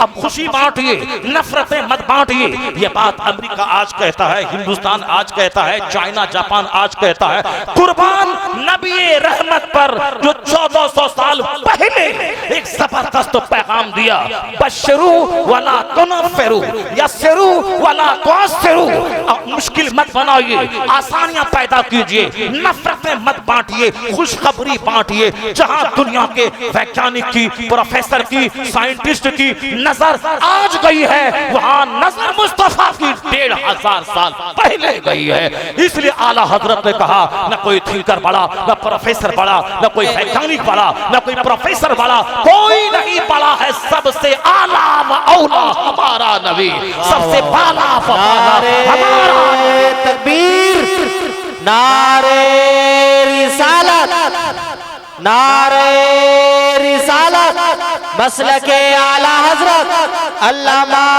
अल्लामा मुफ्ती शहरयार साहब किबला, मुफ्ती शहरयार साहब किबला, नारे तकबीर। समझिए कि इस्लाम कितना जबरदस्त पैगाम नशर करता है। दुनिया के वैज्ञानिक जदीद कल्चर में जहां न पहुंच सके, वहां इस्लामी तालीमात आज सारी दुनिया को रास्ता दिखा रही है और गाइडलाइंस दे रही है। हम नहीं पढ़ते, हमारे बच्चे नहीं पढ़ते, मगर जो दुनिया के दानिश्वर हैं वो तो जानते हैं मुस्तफ़ा लाजवाब, इस्लाम लाजवाब। इसलिए यूरोप का दानिश्वर बर्नार्ड शॉ कहता है, if any religion has a chance of ruling over England ने Europe within the next 100 years, it is Islam। लगा क्या पेशाब लग गया? हम लोग आदमी नहीं हैं, हम लोगों को पेशाब नहीं लग रहा है। क्या बात है यार, तुम लोग भागते हो, क्यों भागते हैं? बैठो गौर से सुनो, नात शरीफ सुनने के आदि मत बनो। नात सुनो 5 मिसरा और तकरीर सुनो 5 घंटे। तकरीर से मरा हुआ दिल जिंदा होता है, तकरीर से मरी हुई सोच जिंदा होती है, तकरीर से आदमी अपनी जिंदगी में यूं टर्न लेता है, जिंदगी में इनकलाब पैदा होता है। किसी की बुरी नजर लगी हमारे जलसे को, लोगों ने तकरीर के बजाय नात खानी पे जोर दिया, नतीजे में हमारे बच्चे नात सुन के भागने लगे, क्योंकि ये माहौल हमारा ही बिगड़ा माहौल बिगड़ा हुआ है। जो इसको आप दुरुस्त कर, आज से 50 साल पहले अल्लामा अरशद काजी अलैहि रहमा आते थे, मुश्ताक अहमद नज़ामी आते थे, अबुल वफा फसीह गाजीपुरी आते थे, अजमल बेकल 5 मिसरे पढ़ते थे और 4-4 घंटे की तकरीर होती थी और सारा मजमा सुनता था, 5-5 दिन का जलसा होता था। अभी तो सब चौपट कर दिया हमने, नात सुना करके बच्चों को सिर्फ नात सुनने का आशिक बना दिया, और कुरान हदीस नहीं सुनेगा तो कैसे जानेगा इस्लाम क्या है, इस्लाम कैसे बचेगा? इस्लाम में क्या बोलूं जो मुसलमान रहूं, और क्या बोलूंगा जबान से क्या निकल जाएगा, काफिर हो जाऊंगा। इस तरह से इस बात का जानना बहुत जरूरी। अब जरा गौर से सुनो मेरी बात, मैं कुरान शरीफ की वो आयत पढ़ता हूँ, उस आयत के बाद फिर मैं तुमको मदीना शरीफ की गली में ले जाता हूँ, उसके बाद फिर वापस आके मैं तकरीर शुरू करता हूँ, उसके बाद फिर बताता हूँ कि तकरीर किसे कहते हैं और दुनिया में फिलिस्तीन क्या हो रहा है और इसराइल का क्या हो रहा है। मगर पहले ये 2 बातें सुननी पड़ेंगी। कुरान शरीफ की एक आयत में सुनाता हूँ, उसके बाद फिर मदीने की गली की कहानी बताता हूँ, उसके बाद फिर मैं तकरीर सुनाता हूँ। तकरीर अब तैयार है? तैयार है? हाथ उठा के बोले सुभान अल्लाह, जोर से बोले ला इलाहा इल्लल्लाह। जाबिर सुल्तानपुरी कहाँ चले गए हैं? अरे माशाअल्लाह, हम समझे अब चले गए, बैठे हुए हैं माशाअल्लाह। ये मेरा दोस्त आदमी है, इसको मैं आज से 25 साल पहले मैं इसको देखा हूँ इदारे शरिया में, जब मैं पहली बार फजर के टाइम सलाम मैंने कहा अरे इस जबरदस्त सलाम कौन पढ़ा? वहाँ के नाजिम थे, खान साहब थे, क्या थे पुराने नाजिम, जाने अलम हबीबी वो थे। उन्होंने इनसे कहा कि आप सलाम पढ़िए। मैं जब पढ़ा उसके बाद जब इनसे बातें होने लगी, मैंने कहा कि साहब हमारे यहाँ कोई तकलीफ है पूरे बदन में, अब क्या करूँ, उसका इलाज समझ में नहीं आ रहा है, टाइफाइड नहीं छूट रहा है। उन्होंने कहा कि दवा दारू डॉक्टर आपको लगता है कि हम ये हो जाए, कुछ नहीं होगा। रोजाना पानी में 7 बार दरूद शिफा पढ़ के पीजिए, फिर देखिए। अरे मैंने कहा ये शायर है कि आमिल है? शायर है कि मौलाना? इस शायर नहीं है, नातखा नहीं है, ये छुपा हुआ फकीर है। ये जब मैंने देखा इनको, जब हमको ये बताया कि दरूद शिफा पढ़ के पानी पे पढ़ के दम कीजिए, कुछ नहीं होगा, कैंसर ठीक हो जाता है। तो ये क्या चीज? और ये आज से 10-12 साल पहले की बात है। उस वक्त मैं परेशान था, उस वक्त ये नुस्खा बताया था इसने माशाअल्लाह। पता जो आज जैसा यहाँ होता है वही जबान से निकलता है। कोई मौली साहब लोग बोलता है कि हजरत गुटखा खाइए ना, पान खाइए ना, तब मजा आएगा, तब दांत अच्छा होगा और वो मजा आएगा। इसी इलाके के एक मुफ्ती अब्दुल हादी साहब रहते हैं बनारस में, जबरदस्त मुफ्ती, जामे फारूका के बड़े आलिम। उनसे मैंने कहा कि हुजूर आप पान क्यों नहीं खाते हैं? सारे मौली साहब पान खाते हैं। एक तो हम हैं, हमको घर वाला पूछता है जहाँ ठहरते हैं, हुजूर कोई अमल है? मैंने कहा क्या अमल? शायद ये तहज्जुद का अमल पूछ रहा है, या सूरह दुखान का अमल पूछ रहा है, या सूरह यासीन वाला अमल पूछ रहा है। मैंने कहा कौन सा अमल? का वही गुटखा, पान, बीड़ी, सिगरेट। मैंने कहा इसी को तुम लोग अमल कर रहे हो? पहले जमाने में मैंने अपने बाप से सुना था, वो बड़ा अमल करता है, रात में उठ के 1 लाख दरूद पढ़ता है, 1000 दरूद पढ़ता है। उसको हम लोग वो अमल सुने हुए थे बाप से बचपन में। और ये मौलवी साहब, ये घर वाला बोलता है कि गुटखा खाना अमल है। अमल कोई और अमल है आपके पास? जब गुटखा अमल हो जाए तो समाज का क्या हाल होगा आप समझ सकते हैं। समाज का हाल वही है, घर का कोना में उसका अमल का, वहां पिरकी, बेसिन में पिरकी, रेलवे के डब्बे में पिरकी, दूसरों के घर में पिरकी। बनारस में पिछले साल गए, एक बहुत बड़ा एयर कंडीशन घर, मैं वहां ठहरा 5 घंटे और एक बार भी कहीं थूका नहीं कोने में। तो घर वाला बोला हजरत कौन मौलाना है आप पान बीड़ी सिगरेट कुछ नहीं खाते हैं, कहीं थूका नहीं? अभी जलसा हुआ था, 5 बड़ा शायर लोग ठहरा था ऊपर में, और घर जब सिगरेट के धुआं से बदबूदार होने लगा और बेसिन में हर तरफ गुटखा और खैनी का थूक, मैंने कान पकड़ लिया, कभी मैं किसी मौलाना शायर को मैं ठहरने नहीं दूंगा। मेरा सारा घर सिगरेट के धुआं से महक गया है। तो अब मैं सोचने लगा कि ये बताइए साहब, अब लोग मशवरा देते हैं शायर लोग, आवाज लगती है तो गुटखा खाइए, मेरी आवाज साफ होती है। मैं कहता हूँ तुम कितनी देर नात पढ़ता है? आधा घंटा, यहाँ 5 घंटे की तकरीर करता हूँ, कोई गुटखा नहीं, कोई साहब पान पुड़िया नहीं, कोई सिगरेट नहीं। ये आवाज कैसे साफ रहती है? 30 दिन के महीने में कभी कभी 35 तकरीर करता हूँ, ये आवाज कहाँ से साफ रहती है? तुमने तो वही बोली बोला जो गांव देहात का देहाती बोलता है कि बीड़ी नहीं पियो तो पखाना नहीं होता है, इसीलिए वो सुबह बीड़ी इधर सुलगाता है, पखाना रूम जाता है, और खैनी इधर छाटता है और पखाना रूम जाता है। हम लोग ना बीड़ी पिया ना सिगरेट, क्या पखाना नहीं हो रहा है 15 साल से? ये कौन सा मशवरा तुम दे रहा है यार? गुटखा खाओ आवाज साफ होगी। मैं कहता हूँ गुटखा खाओ आवाज साफ नहीं होगी तो दरूद पढ़ 100 बार रोजाना, फेफड़ा भी मजबूत रहेगा, सीना भी मजबूत रहेगा। अल्लाह का जिक्र कर। मोदी आधा घंटा बोलता है 15 अगस्त 26 जनवरी को, तो 5 बार पानी पीता है और हकलाता है, घबराता है। और तेरा मौलवी 5 घंटे बोलता है, एक बार न पानी पीने की नौबत आती है और न ही बीच में पान खाने की नौबत होती है। जो झूठ बोलेगा, जो गंदी चीज इस्तेमाल करेगा, उसकी जबान खराब होगी, उसको प्यास लगेगी। और जो कुरान हदीस बोलेगा, बोलता चला जाएगा, रूहानी ताकत मिलती चली जाएगी, ताकत मिलती चली जाएगी, सेहत मिलती चली जाएगी। अल्लाह के जिक्र से सेहत मिलती है, अल्लाह के जिक्र से सेहत मिलती है, कुरान हदीस की तिलावत और रिवायत से सेहत मिलती है। अगर नहीं यकीन आए तो अपनी माँ बहन बेटी को बोल दे कि रोजाना 1000 दरूद पड़ेगी, चल चल करके कभी कोई घुटने और टखने के दर्द की तकलीफ नहीं होगी। वह बाहर न घूमे, बाहर न तफरी न करें, बल्कि अपने कमरे में घूमें, अपने कमरे में रहें, घर में रहें, शौहर की खिदमत करें, बाल बच्चों को पालें, घर को साफ सुथरा रखें, सब कुछ रखें, इसी में सेहत मिलेगी। वो बाहर तस्वीर लेके जो हमारी औरतें सुबह सवेरे घूम रही हैं, बाहर जाने की जरूरत नहीं है।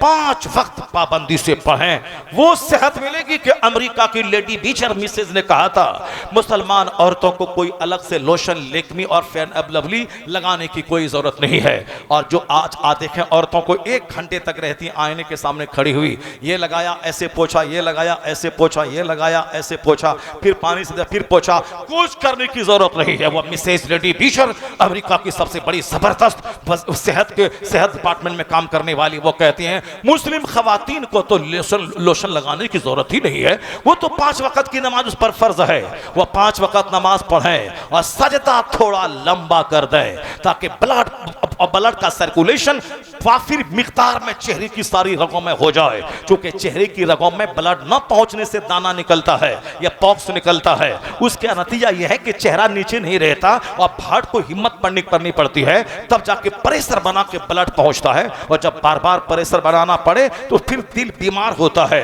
और वाफिर मिकदार में खून न निकले तो चेहरे दाने से भर जाते हैं, जिस तरह आजकल होता है। उसका तरीका है कि यह हार्ट ब्लड का सप्लायर है, और यह हार्ट अगर ऊपर चला जाता है किसी टाइम में, दिन में, तो फिर बगैर प्रेशर के चेहरे की और दिमाग की सारी रगों में आसानी से ब्लड सर्कुलेट हो जाता है।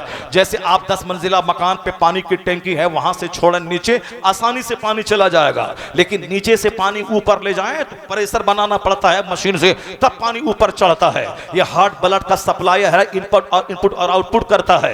यह अपने वाले नीचे वाले पार्ट्स में आसानी से खड़े होने की हालत में ब्लड सप्लाई कर देता है, लेकिन ऊपर वाले पार्ट्स में ब्लड सप्लाई करने के लिए ब्लड को हार्ट को पंप करने करना पड़ता है। और आदमी आमतौर पर कभी खड़ा हुआ, कभी झुका, और कुदरत का सिस्टम है 5 टाइम अल्लाह को सजदा करना, तो सजदा करने की हालत में सर नीचे रहता है और यह हार्ट ऊपर हो जाता है, तो आसानी से वाफिर मिकदार में ब्लड पहुंचता हर रगों में। लेकिन जब से लोगों ने सजदा छोड़ दिया तो दिल को हिम्मत करनी पड़ती है ब्लड चढ़ाने के लिए, और जब दिल बीमार हो जाता है तो ब्लड नहीं चढ़ पाता है, तो चेहरे पे दाने निकलते हैं। वो मिसेज लेडी बीचर कहती है मुसलमान औरतों को लोशन केमिकल लगाने की जरूरत क्या है, वो तो सजदा करें जो उस पर जरूरी है, और सजदा थोड़ा लंबा करें, और सजदा के बाद आईना में अपना चेहरा देखें। हजारों लोशन वो काम ना करेगा जो लंबा सजदा उसके हुस्न दे देगा, उसके चेहरे पे निखार पैदा हो जाएगा। इसलिए मुसलमान औरतों को कोई लेकमी, कोई फेयर एंड लवली और कोई लोशन लगाने की जरूरत नहीं है। वह सजदा करें सेहत मिलेगी, वह दरूद पढ़ें सेहत मिलेगी, वह जिक्र अस्कार करें सेहत मिलेगी, वह खुश रहें सेहत मिलेगी, शौहर को खुशी बांटें सेहत मिलेगी, शौहर की माँ को माँ समझें सेहत मिलेगी, अपने चेहरा को अजनबी मर्दों से बचाएं सेहत मिलेगी, वरना इज्जत आबरू सब लूटेगी तो यहां भी आग में जलोगी, बेचैनी की आग में। अब मरने के बाद तो आग तैयार है। वो औरत जन्नत के जिस दरवाजे से चाहे दाखिल हो जाए। हुजूर ने कहा कि जब औरतें रमजान का रोजा रखें, नमाज़ें पंजगाना पढ़ें और शौहर की फरमाबरदारी करें और अपनी शर्मगाह की हिफाजत करें, इज़ा सल्लत खम्सहा व सामत शहरहा व ताअत बालहा, यानी शौहर की फरमाबरदारी, 5 वक्त की नमाज और रोजे, फिर क्या है बेअय्यि अब्वाबिल जन्नते शात, यानी जन्नत के 8 दरवाजों में से जिससे चाहे जन्नत में दाखिल हो जाए। कोई जिम्मेदारी बड़ी औरतों की नहीं है। औरतों की जिम्मेदारी सिर्फ इतनी है 5 वक्त नमाज पाबंदी से पढ़ लें, रमजान के रोजे रख लें, अपनी शर्मगाह की हिफाजत करें, और फिर जबान और शर्मगाह इन दोनों चीजों के कंट्रोल का आज हमारी माँ, हमारे बाप, हमारी हुकूमत के जिम्मेदार सब कहते हैं। कुर्बान रहमते दो आलम की जात पे जिसने 1400 साल पहले क्या कहा, जरा गौर से सुनिए। नमाज, रोजे, हज और ज़कात अपनी जगह, मगर एक अच्छी सलीकामंद जिंदगी गुजारने का एक कामयाब फॉर्मूला मुस्तफा ने क्या दिया। हुजूर कहते हैं मैं यज़मली मा बैन लहये व मैं यज़मली मा बैन रिजले व मैं यज़मली मा बैन लहये अज़मल लहुल जन्ना। मुस्तफा कहते हैं 2 जबड़ों के बीच में जो जबान है, जहां से गीबत होती है, जहां से चुगलखोरी होती है, स्टेज पर इधर कुर्सी पे खिताब करता है मौलाना, और उधर पीछे कुर्सी की आड़ में कुछ लोग बैठ के गीबत करता है, बोलता है कितना बोलेगा, 4 घंटा बोलेगा, खत्म नहीं कर रहा है, जल्दी खत्म करेगा ताकि हम जल्दी से आगे पढ़ेंगे, और फिर ऐसे ऐसे बोलता है आदमी सब। और एक मुअज्जिन था बेंगलोर की हमारी मस्जिद में, वह सदर सेक्रेटरी को पीछे से ऐसे कहता था, ऐसे, और जहाँ ऐसे देखता था, हाँ हाँ सदर साहब क्या है, ऐसे बदतमीज किस्म के लोग रहते हैं, सामने कुछ है और पीछे कुछ है। इसी जबान से गीबत, इसी जबान से चुगलखोरी, इसी जबान से बदगोई, इसी जबान से चुगलखोरी, इसी जबान से साहब तमाम बुराइयां, गाली गलौज, लड़ाई झगड़े। जबान सुरक्षित रहे तो आदमी इज्जतदार हो जाता है। और ये 2 टांग के बीच में जो पार्ट है, जरा सा माल हुआ, लुचुर बुचुर करने लगा, कंट्रोल नहीं हुआ तो 70 साल के बुढ़ापे में लड़के से इकलामबाजी शुरू कर दिया। नहीं कुछ हुआ, जवानी में जानवर से सोहबत करना शुरू किया। नहीं कुछ मिला तो बाथरूम में अपनी मुट्ठी से, अपने हाथ से मुश्तजनी शुरू कर दिया। आजकल बहुत सारे जवान मुश्तजनी करके हिजड़ा हो गए। शादी के बाद औरत अलग रो रही है, औरत के घर वाले अलग रो रहे हैं, इसके बाप बाप अलग रो रहे हैं। जब 50 लाख रुपए खर्च हुए शादी ब्याह में, और दूसरे दिन पता चला कि ये तो मुश्तजनी करके हिजड़ा हो गया है, लड़की अलग रो रही है भाभी के सामने, उसका सारा खर्चा हुआ और रिजल्ट 0 निकल गया। क्यों इतना खर्चा करता, नाचता गाता है। लड़का को देख सेहतमंद ढूंढ तलाश कर, सेहतमंद वो रहता है जो दीनदार रहता है। और दीनदारी आजकल क्या है, आजकल अमेरिका की तरह हिंदुस्तान में भी हाल शुरू हो जाएगा। जब बुराइयां बढ़ेंगी तो सबसे पहले डीएनए टेस्ट होगा, नौकरी की बात बाद में होगी, दौलत की बात बाद में होगी, पहले होगी लड़का डीएनए टेस्ट में मर्द है कि नहीं है। क्योंकि यूरोप का कल्चर हिंदुस्तान में आ रहा है। अगर नहीं कुछ मिला तो मुश्तजनी शुरू किया, हैंड प्रैक्टिस मत कर, नामर्द हो जाएगा। इकलामबाजी मत कर, नामर्द हो जाएगा, औलाद पैदा करने के काबिल नहीं रहेगा। यह खोल खोल कर यह बातें इस्लाम ने बताई है, कैसे सोहबत करनी है इस्लाम ने बताया है। हुजूर ने फरमाया है खड़े होकर सोहबत मत करना, जल्द बुढ़ापा आ जाएगा, चादर ओढ़ के सोहबत कर वरना बच्चा बेहया पैदा हो जाएगा। कोई ना हिंदुइज्म, ना क्रिश्चियनिटी, ना जूस, कोई मजहब प्राइवेट बातों पर इतना जोर नहीं देता, क्योंकि इस्लाम को प्यार है हमारी सेहत से, इस्लाम को प्यार है हमारी इज्जत से, इस्लाम को प्यार है हमारी जवानी से। इसलिए इस्लाम चाहता है मुझे सेहत मिले, जवानी कामयाब रहे, शादी कामयाब रहे, बाल बच्चे कामयाब रहे, बीवी भी सेटिस्फाइड खुश रहे। जब तू नामर्द रहेगा तो तेरी बीवी दूसरों का चेहरा देखेगी और ड्राइवर के साथ भागेगी।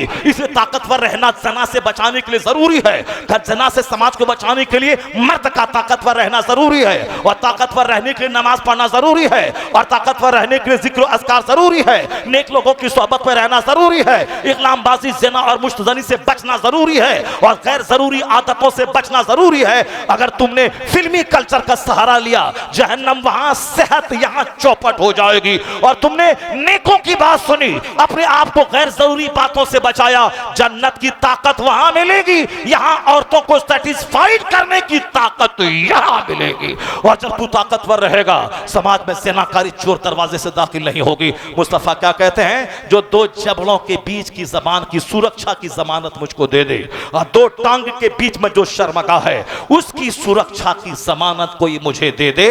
हुजूर कहते हैं अज़मल लहुल जन्ना, मैं उसे जन्नत की बशारत सुनाता हूं, मैं उसे जन्नत की खुशखबरी सुनाता हूं। अमेरिका के दानिश्वर आज कहने लगे जबान और प्राइवेट पार्ट पे कंट्रोल, हिंदुस्तान के मोदी आज कहने लगे बाहर जाते हो जबान और प्राइवेट पार्ट पे कंट्रोल, चाइना जापान के जिम्मेदार आज कहने लगे बाहर जाते हो जबान और प्राइवेट पार्ट पे कंट्रोल। माँ बाप यहां कहते हैं बेटा दिल्ली पंजाब जा रहे हो जबान पे और शर्मगा पे कंट्रोल। जो बातें आज लोग कह रहे हैं, कुर्बान मुस्तफा जाने रहमत पे, सबसे बड़े मसीहा सबसे बड़े मुअल्लिम ने 1400 साल पहले कहा, जो जबान की और शर्मगा की सुरक्षा की जमानत मुझको दे दे, मैं उसको जन्नत की जमानत देता हूं। तमाम फलसफी वहां दम तोड़ जाता है जहां मुस्तफा की एक हदीस से सैकड़ों सेहत के नुस्खे मिला करते हैं। इसलिए यूरोप का दानिश्वर कहता है, I cannot find any other man in history like Muhammad, मैं पूरे मानव इतिहास में मुस्तफा का जवाब नहीं पाता हूं।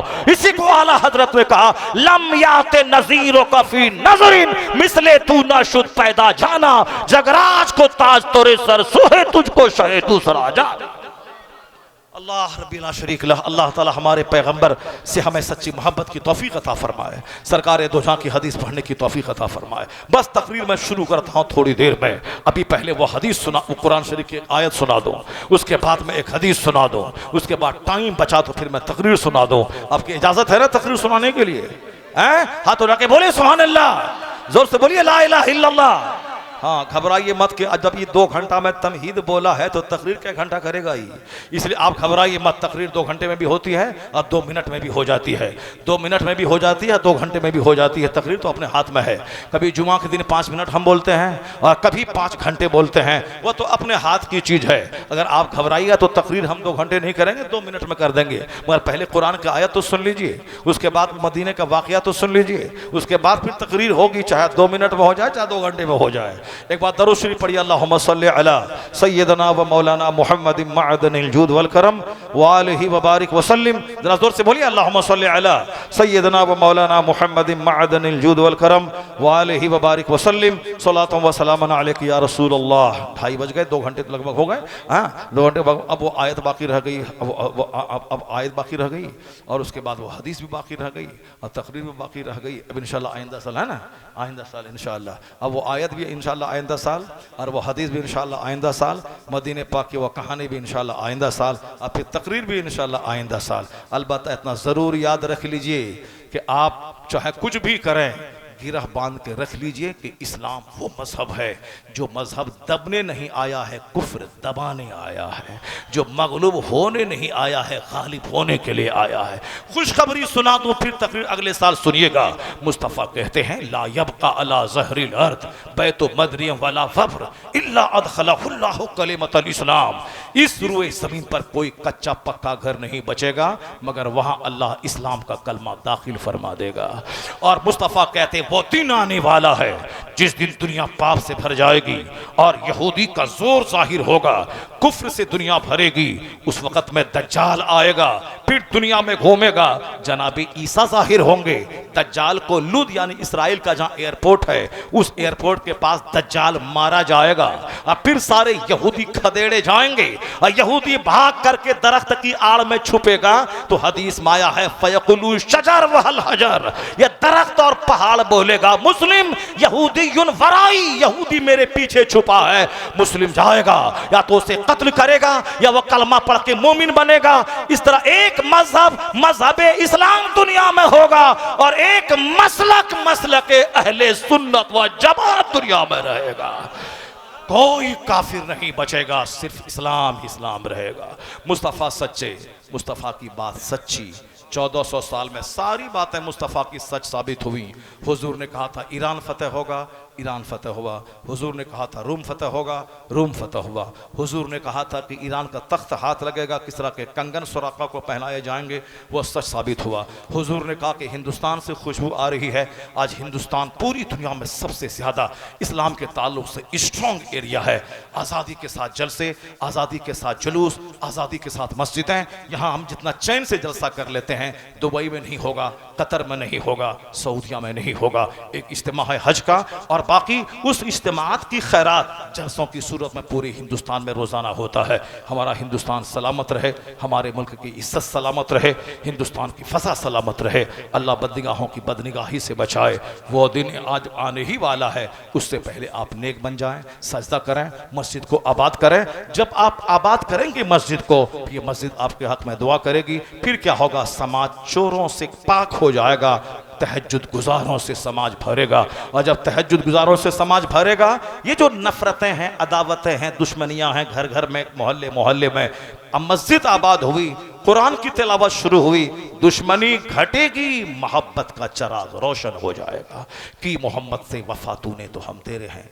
ये जहाँ चीज़ है क्या लौहो कलम तेरे हैं।